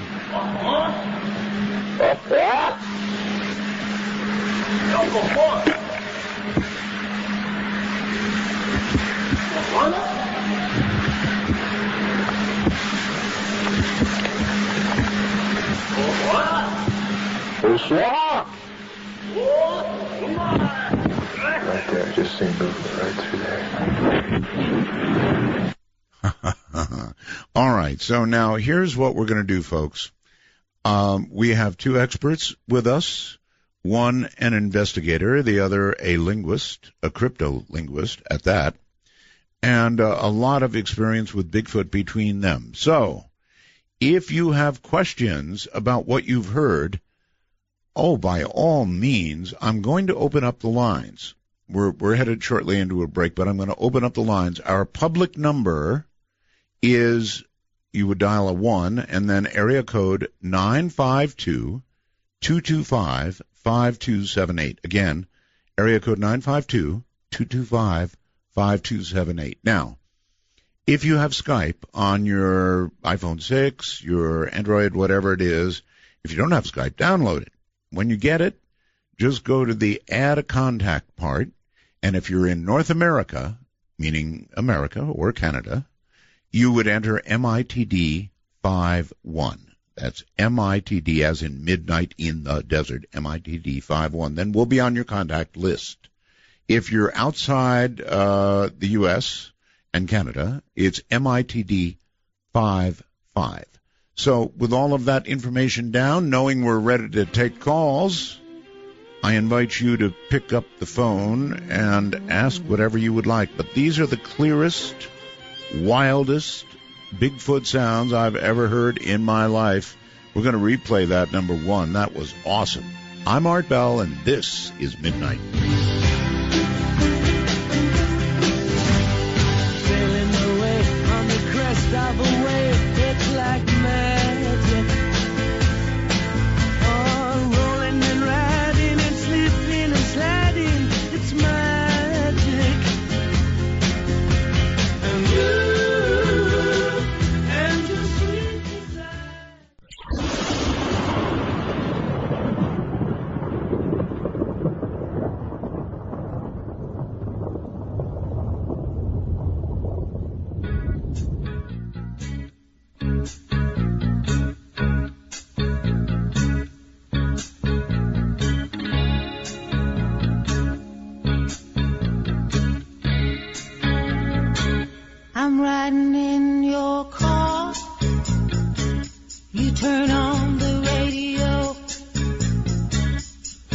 you're pulling me close. I just say no. I say I don't like it, but you know I'm a liar. 'Cause when we kiss, ooh, fire.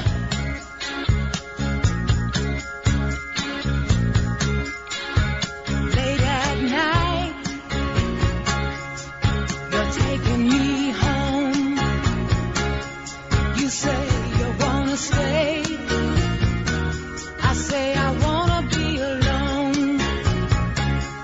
I say I don't love you, but you know I'm a liar. The clock strikes 12, and Midnight in the Desert is pounding packets your way on the Dark Matter Digital Network. To call the show, please direct your finger digits to dial 1-952-225-5278. That's 1-952.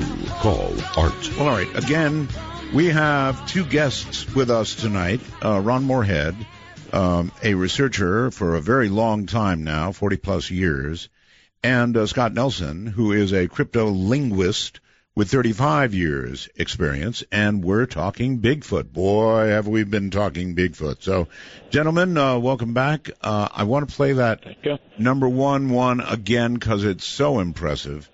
I would take it that because you played it first, you probably brought it to me because it's one of your better or even best samples. Would that be fair?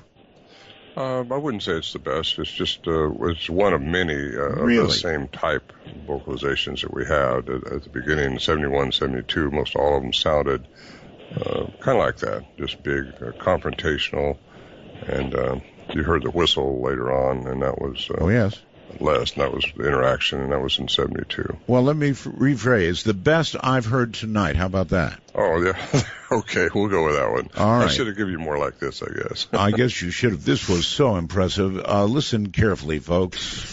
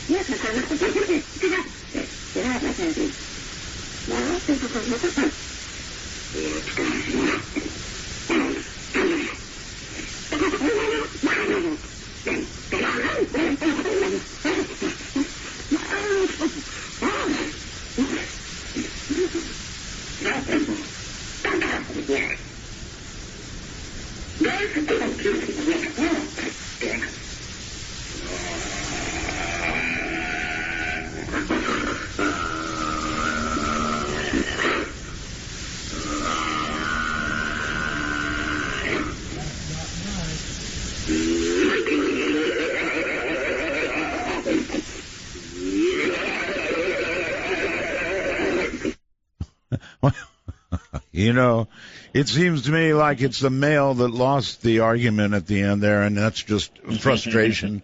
I want to go maybe overseas. I'm not sure. I'm not great at adding stuff, but I believe Steve is here. Where are you calling from, Steve? Hey, Roswell.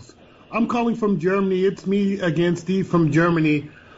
You had a guy on about 2 weeks ago about Bigfoot, and I asked a question he couldn't answer, so I thought I'd ask these guys. It's about a Bigfoot that was captured named Daisy from the team Quantas. Is this a true story, or is this just fabrication? Okay. I don't believe I've ever heard of that. What'd you call him? What was his name? Well, Steve is the fellow who was calling in. the I'm Bigfoot, sorry. did it have a name? He's apparently gone now, so he was depending on you for an answer. Steve, you're not still there, are you? No, I don't think so. Sorry about that. I guess we're not going anywhere with that. You weren't familiar with it. So I'll tell you what. Let's try another, and it'll be Max this time on with Ron and Scott. Good evening. Good evening. Nice to talk to you again, Ron. We've actually met a few times. I worked with the BFRO up here in Washington State. We know a lot of the same people, Tom Yams and Paul up here in Washington and whatnot. I had a question for you. One thing I've never heard, and maybe you mentioned it tonight, I missed the first hour and a half or so. Oh, boy. What do you suppose happened to that family group that was in there? Are you still getting, reoccurring things happen? I know there's been, if I understand correctly, the area is still undeveloped and pretty remote. But I never heard what the follow-up over the years has been with that group that was in there. Yeah, well, I think it's the same group. I was there in 2011, was my last trip. I've been unable to get in there since then just because of a fire, the road being closed off or something, but the actual area is still there and still intact. That was my last encounter I had. I don't know if it's the same family group. I tend to think it is because there were young ones involved in the 70s, and I don't know how old these things live to be, but they seem to recognize me or want to, for some reason or another, not show themselves physically, but they'll let me know they're there. And they certainly let me know they were there in 2011. Scott Nelson and I had been up there 3 times that summer for a week each time, trying to capture more vocalizations, and a few little things happened, but after he left to go back to work, I went up there by myself. Which is really not a smart thing to do. You get hurt in a lot of ways, but one of them came around and made a big wood knock right outside this little tent I'd set up, and I heard some chatter going on, and then it started walking around, and basically it was daylight when they first made themselves known, but I didn't see anything. I just heard it right there, like a 44 Magnum going off right outside my tent. And anyway, that was 2011. I think it's the same family group, but again, who knows? Yeah, I've experienced those wood knocks real close in the dark. It's startling to say the least. I had one more question, if I have time, Art. You do. Now I forgot what it was. I saw on Facebook here that you might be doing a couple shows. Some Bigfoot conventions and whatnot in the next year. I was wondering if there's anything you wanted to talk about there. And then I had an opportunity to sit down with Bob Gimlin a few years ago, and when you talked to Bob, of course he was the other half of the Patterson footage. Bob was there with Roger when they got that footage there. When you talk to Bob, he's kind of iffy as to whether or not that encounter was something he wished had happened in his life. He's had a lot of negativity come of the publicity and whatnot. Of course, he's made up for it in recent years, but overall, he kind of has said that he wished if he had it all over to do again that it didn't happen to him just because of that. How do you feel? If you had it to do all over again, would if you have done the recordings and brought them forward and all of that, or do you wish you'd kind of kept it to yourself? And thank you. No, Sure. Thanks for the question, but no, I would do just what I'm doing. At the time, I didn't know that I'd be doing this. Believe me, Al Berry, who is deceased now, but he's the one who talked me into just start talking about it, because I could get we were invited. He got out because he wrote the book, so the word got out, and the people that were involved in it got out, so we started talking about it. But I would do it again. It was a very exciting time. It's a very exciting time still for me. Mm-hmm. I've traveled, as you know, all over the world researching this phenomenon, and it's something I think we need to know. I need to know more, but I think I've got some ideas that are very compelling. And it's really good that you came on this particular show, because we've got spectacular audio, so people can hear this, particularly with headphones, in super fidelity. And so I'm glad you came here. With reference to, he asked you about shows, by the way. Yeah. Well, Scott Nelson and I just did a show this last weekend in Oklahoma, and the Killing Bigfoot cast was there to talk, basically, filming, and it was a packed out place. It was really a good program. I'm on your program tonight, so that's good. Tomorrow I get Skyped by another network doing something, and then this weekend I'm going to the Olympic Project to meet up with some good people. And I have in November I've got the Sasquatch Summit, which is held here in Washington. I'm sure you know about that, Max. And we'll have a good time there. Scott Nelson's going to be with me there, and he adds a lot to my program I do. And, all right. He mentioned the Patterson film again, and so I want to ask you, there has been some recent speculation that a third person or another person is seen to the left in the video moving about. Have you heard about that? I've heard speculation like that. I've never saw that myself, but there's a lot of speculation on the Patterson film. It comes right down to it. It's a female walking, and they caught her on film, and it's spectacular. There's a lot of speculation that she was trying to lead them away from a young one on the left. Is that what you're referring to? Bigfoot in the... Yes, another something moving. Yes, indeed. I don't know. All right. I've seen that film not as much as anybody, but I've seen it a lot, and I've never looked for that specifically because Bob said he didn't see anything and anything else. And, All right. Let's go to the phones, and I think Fallon, Nevada. Hello. Hello. How you doing, Art? Doing fine. Great. Very impressive recordings. Yes. The main reason I called is the Sierras are very near and dear to me, and I used to do a lot of backpacking for weeks at a time back in the early 80s. And the one that sent chills down my spine was the one with the rocks. My wife woke me up one night on one of our treks, and... not with rocks, I hope. Not on me, But we heard the clanking, and it sounded like guttural-type voices, but they were much in the distance. But you could definitely hear the clanking of rocks and what sounded like guttural-type communication. And they were in two different directions, like you guys said, almost a communication. I'm not going to give the location. It's just somewhere off of 395 there. But,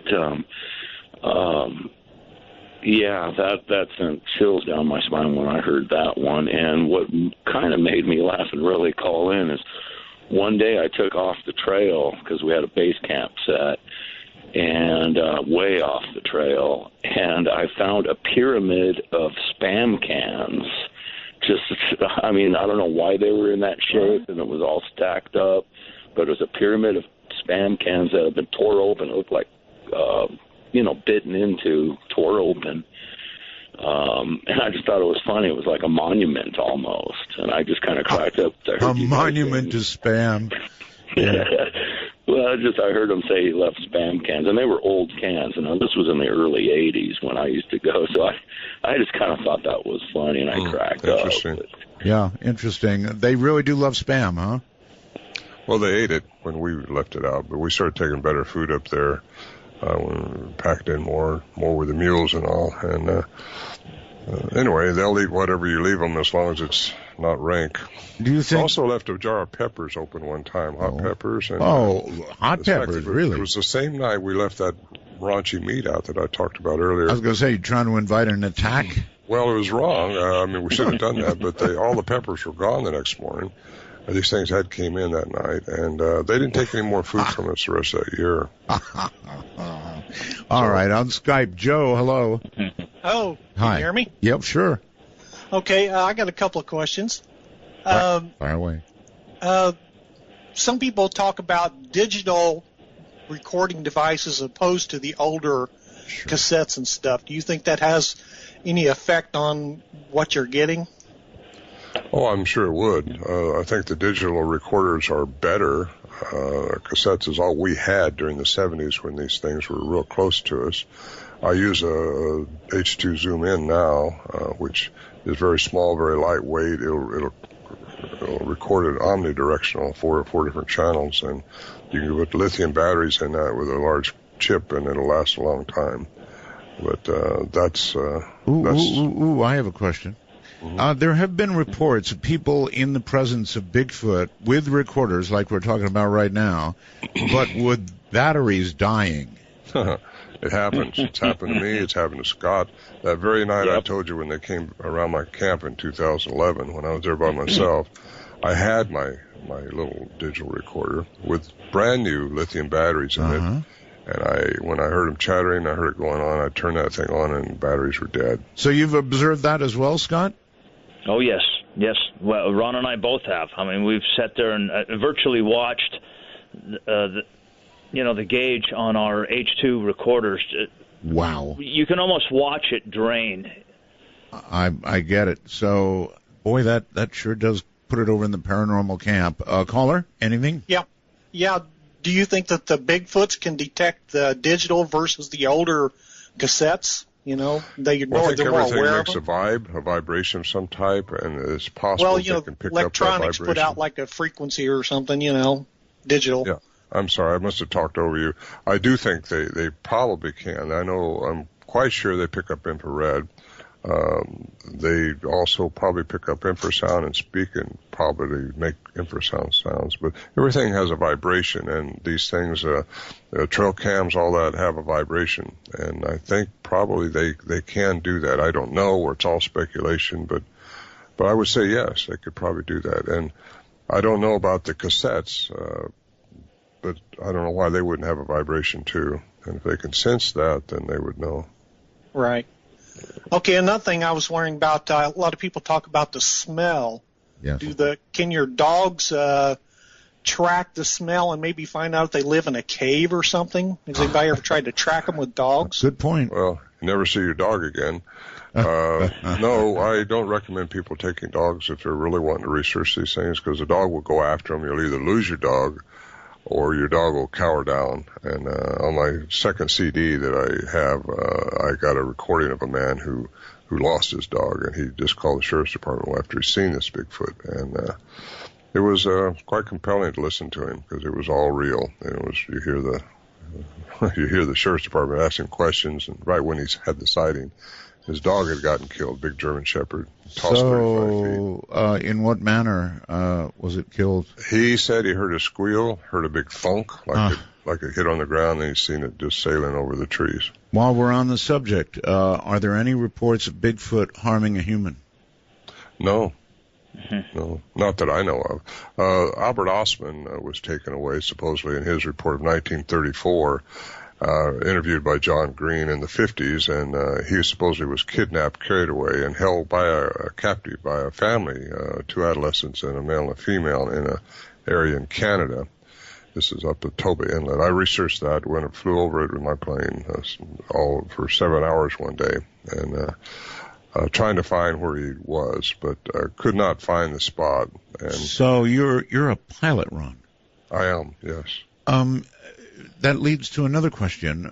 There have been many people who have asked if there is any reason to think that somebody who is a pilot like you, with some sort of downward-looking heat signature, something or another, might be able to look for these creatures. I think people have tried that. If you're going to see one, it's going to be by accident. I know the technology is there, but my gosh, how much you'd have to fly to pick one up. You'd have to know the weight of it, or have some heat-seeking technology that would actually, you could limit the size of the creature to 1,000 pounds, 800 pounds. Otherwise, you'd be picking up every rabbit and varmint around. Well, that's true. I would think, though, that in the winter, for example, or the colder weather, it would be very easy to spot with heat signature, as opposed to the background ground. Well, that supposes they're warm-blooded. We don't even know that, really, do we? We think they are. They're primates, but again, it would take a lot to do that, a lot of funding, and just a lot of time too. Yeah, but they might be paranormal primates. That's right. You're hitting on something there, Art, that sounds pretty interesting. That does. There's a lot of enigmas associated with these creatures, and I do believe that when they're in our dimension, our three-dimensional world that we live in, four if you want to count time, that they have to respond and live by our rules. But I think they may have some alien, something in the DNA that maybe got altered from a caveman or a great ape or something. All right. Kansas City, Missouri, you're on with Ron and Scott. Hi, Art. Just Hi. a couple of things here. I'm kind of I'm thinking about Elaine right now, hearing about these spam sandwiches and Elaine's ham sandwiches and her pie. Yes. Okay. Yes. I have a question though specifically for you, Art, and it's about bugs. I know bugs has come up a few times here and there. If I brought up the name Ed or Edgar, would you be familiar with that? I wouldn't comment one way or the other. Okay, I kind of assume so. I'm I'm sorry. If you would comment on bugs. Look, and the map and all that. Yeah, I would leave it to the family. As you know, the person Bugs has passed away, and I really, really, really feel that it's up to the family to decide whether to release the map or whatever. Have you heard the same thing out there that many of us have heard about the NSA showing up at his door with your map and making them take him to the graves of the Bigfoots that he? No, because my map is. Let's put it this. I don't want to talk about this, sir. I'm sorry. I respect that, and thank you for taking my call. Right, thank you for making it. You've heard the story, gentlemen, about Bugs, I'm sure. I have, yes. Mm-hmm. It was very convincing. Don't know if it was true. There's no way to know, but I did receive a map. I will say no more. Kirby, hello, Kirby, on Skype. Good evening, guys. Kirby, you're very, very loud. Back away a little bit. Oh, sorry. Is that any better? Not much. Back away a little more. Okay. Sorry, guys. I just set this up here to check the audio levels. Yeah, it's okay now. Okay, great. Earlier on in the interview, guys, you mentioned that at some point in the discussion that some of the audio might have people take a second sobering thought about reaching out to these creatures, and I'm just curious if that's exactly what you were referring to there. Yes, they are bigger, stronger, faster, smart. It certainly has me. And if DNA can be manipulated or presented in, which I think it can, these things, in my opinion, are hybrids, and they possibly have alien something in them, which gives them attributes which we aren't quite understanding totally yet. Whoa! Wait! That's hold it. That's a whole new direction you just pointed toward. You said hybrid. Yes. Elaborate, please. Hybrid of what? From alien intervention into a great ape of some type. Changing the DNA, giving them the cognizance, and giving them all the attributes that humans have, basically. And we're hybrids, if you want to believe in God. He made us in His image. We are cognizant creatures, which are very unique. We have dominance over these things. That's why you can tell them to go away, and they'll go away. But there could be a very sinister reason for their existence, and they will toy with people, they will befriend people, but there's a reason they're staying so hidden behind the trees in the backwoods of America. And I have my opinion of that. And basically, I know that hybrids have been here. I've seen the evidence of it with scientists down in Peru.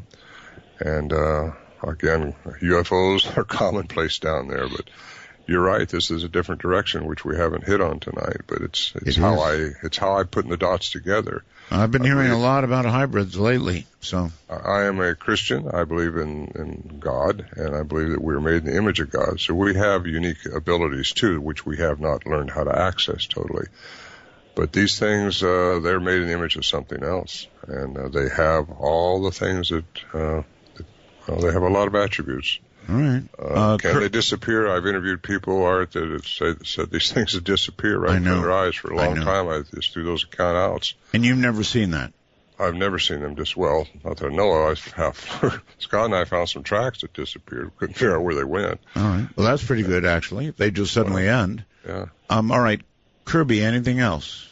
No, that's great, guys. It gives you pause to rebroadcast some of these recordings, as you were saying. So you might not be too keen on what you might receive back. So okay, well that's great. Appreciate it. Right. I don't think I would take those recordings, out into the woods and just take them out and play them. No. Let's go to, my goodness, Silverdale, Washington. Is that correct? Hello? Yes. Hello? Yes. Hello? Hi. I wanted to ask Scott and Ron if that meat was rank, which it was, and they buried it, and they like to seem to eat cooked meat. Have you ever found any indication that there's any fires that they've had, with the leftover kindling or anything that they've used, or ashes or anything? Any campsites that you've seen them cook on? No, nothing. I mean, I've looked a lot over those mountains to find some type of evidence for them like that. I think they probably live in caves when they're here. Oh, and do you think that they don't have fires? That would give them away, and I think they're forbidden to really interfere with humanity.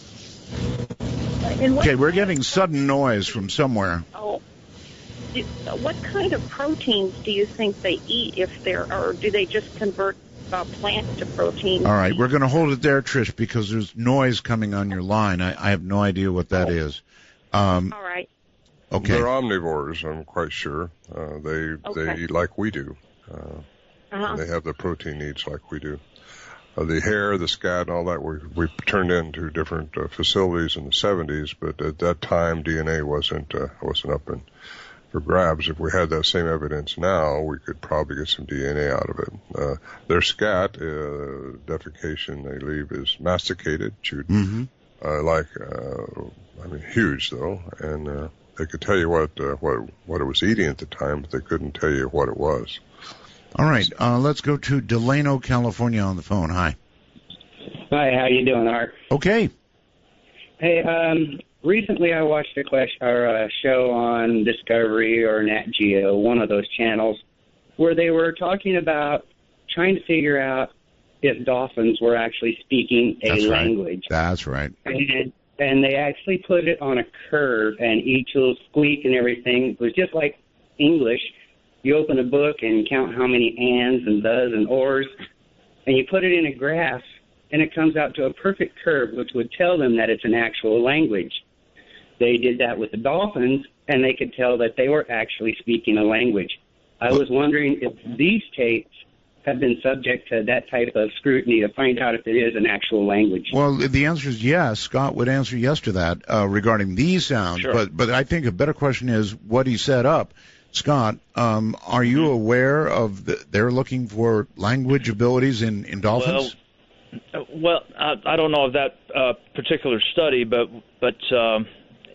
it's been postulated for many years that whales, for instance, and dolphins and other animals have communicative,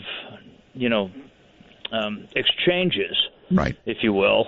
But the difference in these tapes is that this is language by the human definition of it.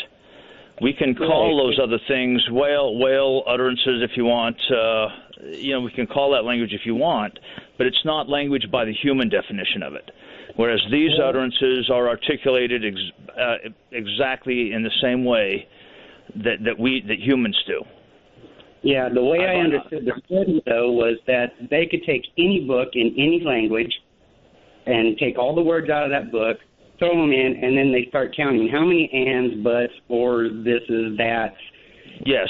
Yes. Words, and then the least frequent word would make an arc. Okay, gentlemen, we've got to hold it there. Word break. Sorry about that. We don't have many breaks on this program. It's mostly content, but we do have one for everybody to relax every hour. This is Midnight in the Desert. I'm Art Bell.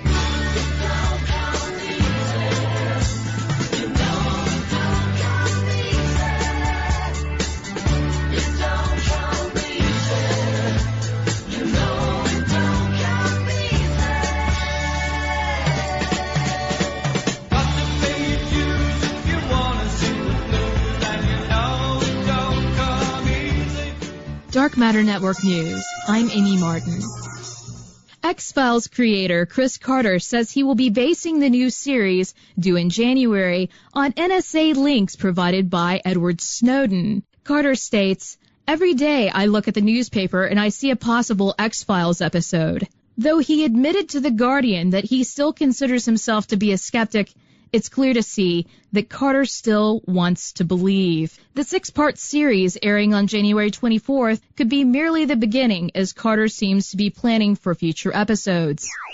A video emerged a while back on YouTube depicting a long procession of white trucks with blue and red strobe lights escorting what appears to be a large disc-shaped object being hauled on the back of a 16-wheeler. Like something straight out of science fiction, the object, which appears to be supported by at least 3 massive legs and wrapped in white plastic, initially raised numerous questions to viewers. What was this object and why was it being escorted seemingly by law enforcement? Users have reported that this object has been identified as the $813 million X-47B project, an unmanned aerial combat vehicle engineered by aerospace company Northrop Grumman. Originally intended just for demonstration, the Navy has decided to keep the vehicle in flying condition, pending further development. What's Florida man up to this week? Apparently, a Libertarian Senate candidate from Florida, who goes by the name Augustus Saul Invictus, claims to have spent a week in the Mojave Desert, where he fasted and allegedly drank the blood of a goat in a ritual sacrifice. The 32-year-old attorney, who changed his name to the Latin phrase meaning majestic, unconquered sun, admits, "I did sacrifice a goat. I know that's probably a quibble in the minds of most Americans. I sacrificed an animal to the god of the wilderness. Yes, I drank the goat's blood." Wildlife may have made a big comeback at the Chernobyl exclusion site in the Ukraine. Elk, deer, and wild boar within the Belarusian part of the exclusion zone have been found to be biologically similar to wildlife in 4 other uncontaminated nature reserves in nearby regions. Wolf numbers are now 7 times higher in the zone than in other comparable areas. The wildlife are thought to be thriving from the absence of agriculture, forestry, and hunting. The area is still deemed unsafe for human habitation. The vaguely blue-black Halloween Whopper by Burger King is reportedly turning excrement green. While the fast food chain won't reveal potential ingredient culprits, the Washington Post speculates that it is most likely caused by a combination of dyes in the bun. Have a strange story or a news tip? Email amy@artbell.com. This has been Amy Martin with Dark Matter Network News.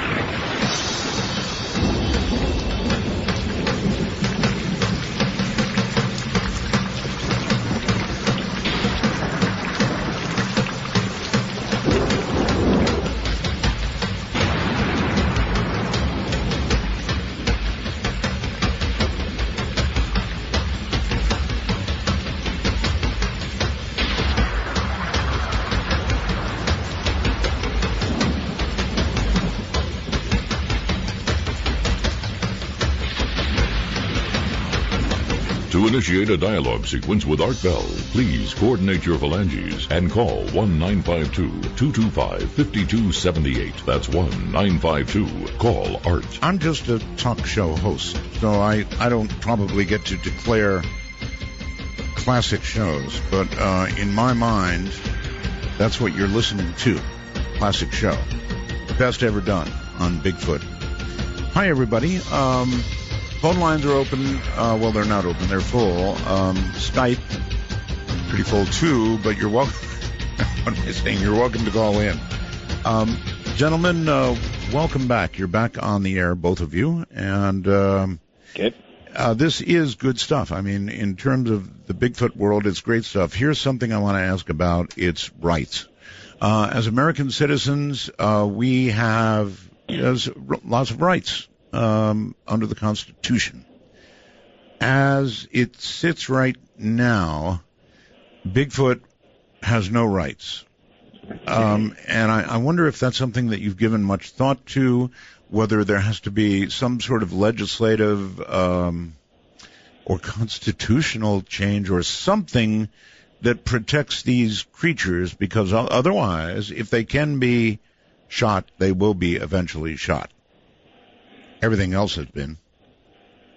Well, supposedly they've been shot. I've heard a lot of accounts that people shoot them. Heard that. But they never find the body for some reason. I think I think I know why, but I don't think they need our protection.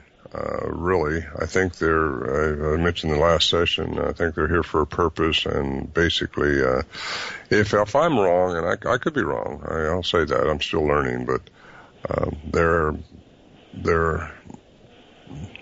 nah, I'm getting sleepy, Art.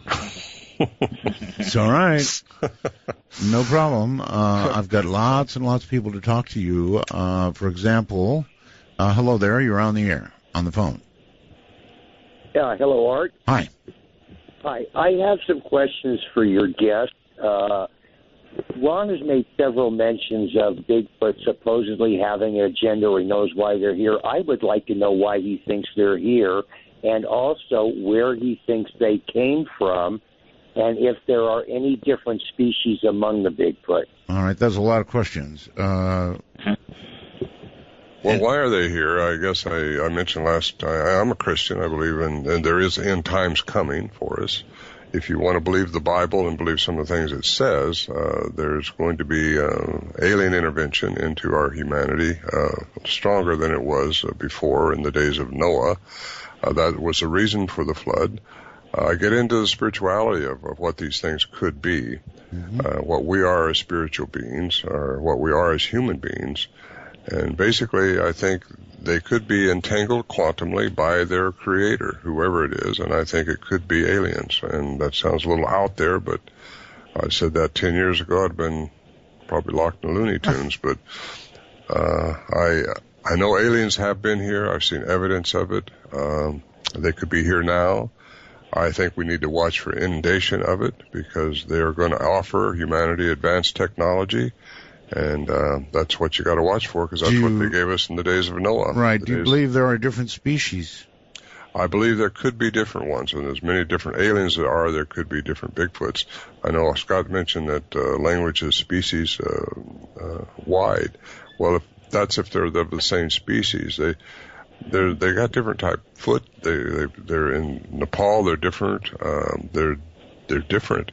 And I think they could be from different alien intervention into changing DNA, altering, manipulating DNA of some type of animal. Could have been a bear. Could have been human. Do you make the same kind of jumps, Scott, that Ron does? Do you think they? No, I don't go there. I keep my speculation to what I'm an expert in. Right. So of course I have. Of course, I have private speculation, but I don't take that step. I try to stick with the language stuff. Okay. Kurt, hello on Skype. Hey, Art Bell. Hi. Hi, I'm Kurt from Tolleson, Arizona. I wanted to ask them, have they ever taken any pictures of them? Yes, a very, very, very good question, and the answer is no. No, we've tried and tried. Never could get a picture. The only thing we could capture was their sounds, the vocalizations. They again, as I mentioned your first hour, we underestimated what we're dealing with, their intelligence level, their awareness, their intuitiveness. I underestimated it totally. And we never could snap a picture. We had 3 cameras thrown off a tree, broken open. With a thread, to trigger them 6 foot high, and right where they've been coming in after the food, and we couldn't capture it. Yep, that was back in film days, right? Pardon me? That was back in film days, right? Yeah, when you had film. Yeah, 35 millimeter stuff.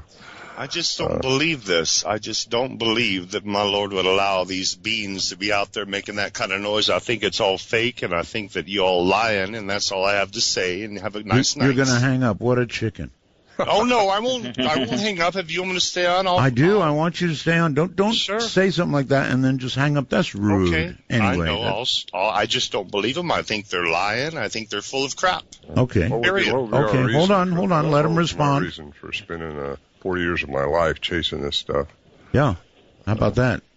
I just think that 1972, from these recordings, Tricky Dick was in office. He was a big liar, and I think you all are too. Well, good for you.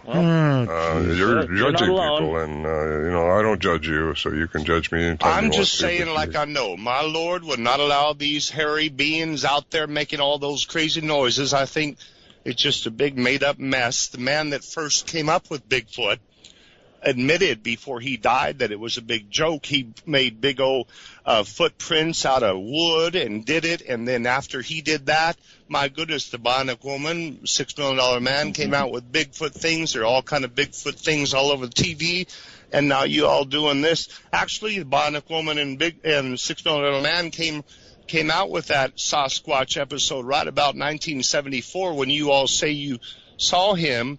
I just think it's a big bunch of malarkey, period. All right. Well, thank you for the call. And I don't appreciate the analogy to Tricky Dick. I mean, that you pulled that one out of somewhere. Well, everybody can think what they want to think. I really don't care that much if you don't want to believe in it. But he says, the the Lord wouldn't let it happen.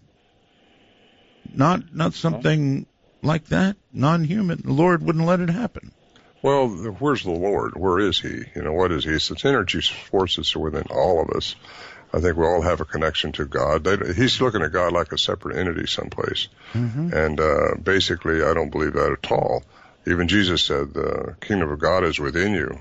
And basically, I wish that all could be one with the Father as I am one with the Father. Well, we got to become one with the Father, not look at him as a separate entity, somebody you're going to talk to a plate about or something. But he's got the concept of God somewhere else. And even the Lord didn't strike down Dick Nixon. It took the Supreme Court, I believe. Congress. All right, anyway. To the phones. Hello, you're on the air. Oh, hi, Art. It's Rob from Ottawa. Yes, sir. Interesting show, Art. Oh, yes. And thanks for coming on, Ron and Scott. And you're right, Art. This is a special show because we put in the words hybrid into this equation and the words paranormal. And frankly, I'm embarrassed for Art's audience with that last guy because that's all right. I look at him as a troll. That's all he was. He okay. doesn't even believe in Jesus. He's just called to troll. Yeah, well, that's all right.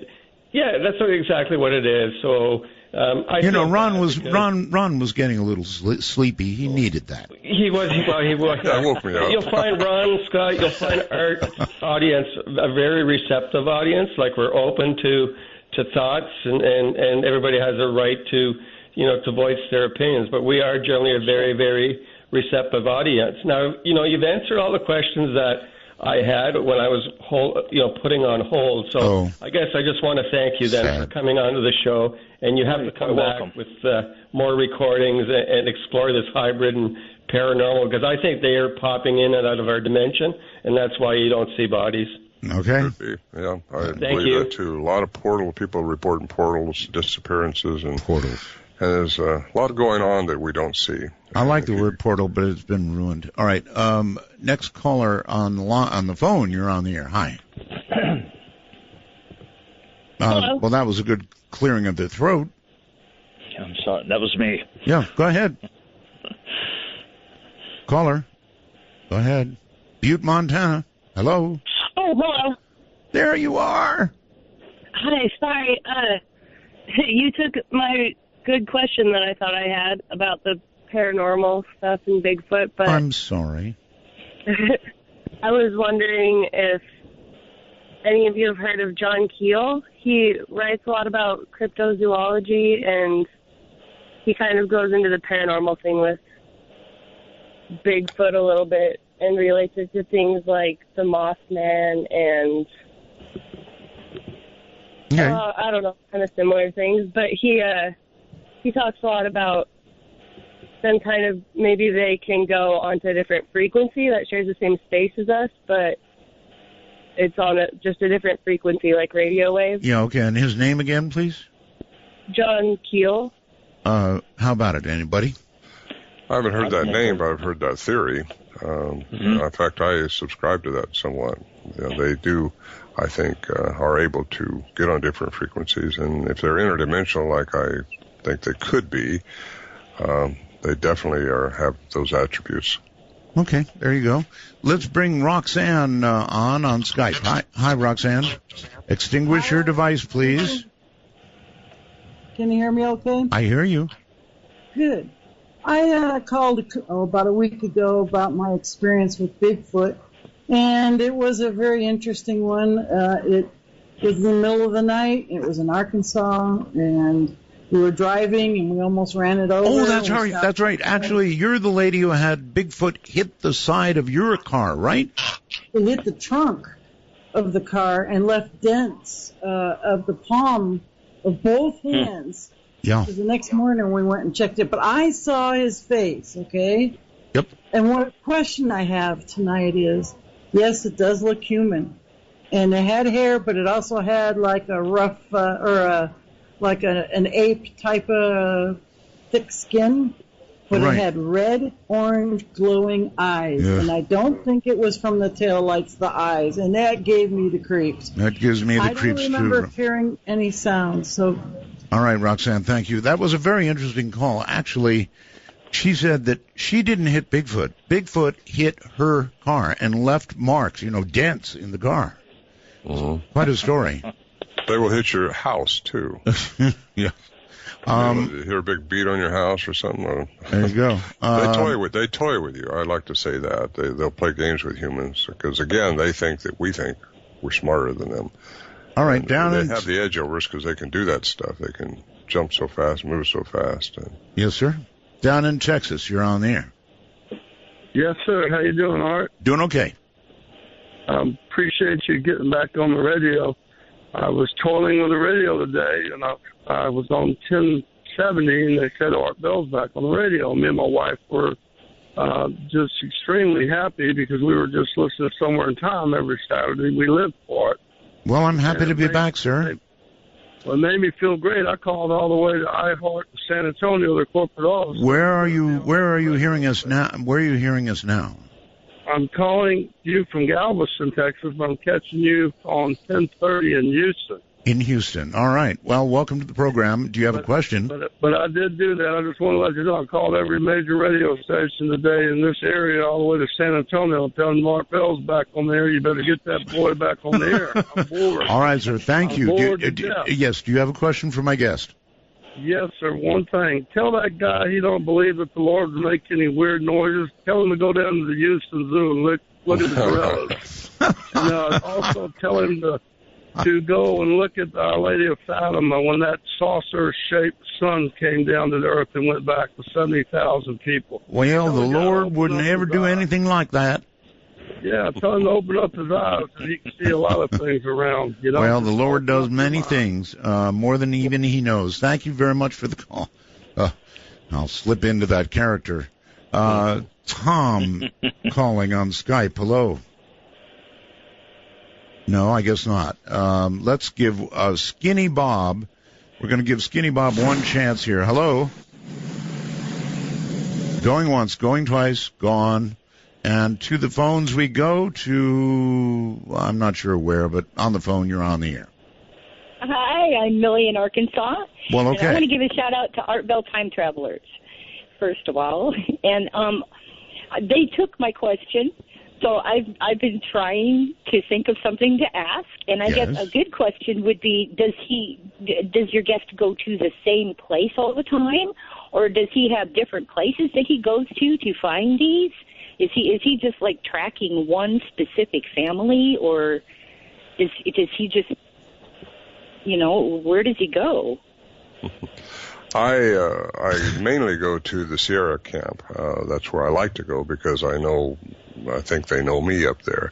I have been all over, though. I've explored and been invited to all kinds of places. And here in the Olympics, where I am now, it seems like a real hot spot. There's a lot going on here. And can't wait. I haven't been here that long since last February. But, no, I've been to Peru. I've been to Russia. I've been into Siberia. I've been into Nepal researching the enigmas. And basically, there weren't so much enigmas over there, just sightings and trying to find out more about them.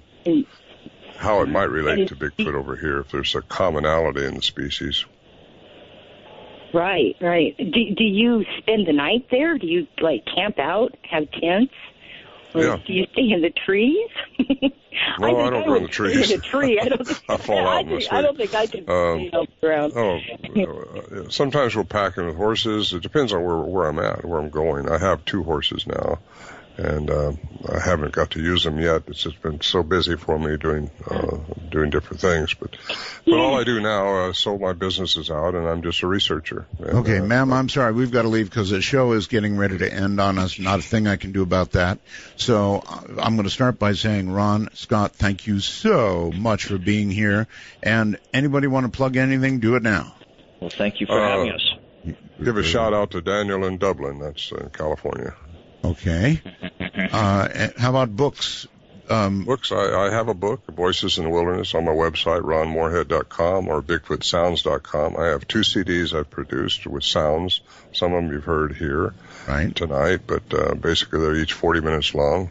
And the first one is Al Berry's story. He's an investigative reporter. The second one is my story. And the book is my 40-year chronicle of what I've been doing all this time. Excellent. Scott, anything you want to mention? Nope. Stay tuned. That's just a perfect line for this show. Thank you very much. Thank you both. Thank you, Art. It's our honor. Thank you, Art. Have a good night. All right. Well, that's it, folks. We're out of time. So we'll do it again tomorrow. And by the way, there'll be an open line show on Friday, which is just when I do fun stuff. So if you have a suggestion for, I don't know, a good special line, email it to me, Art Bell, at artbell.com. Seems pretty easy, right? Art Bell at artbell.com. And by the way, I think Amy is just fantastic. Fantastic. Good night, all time zones.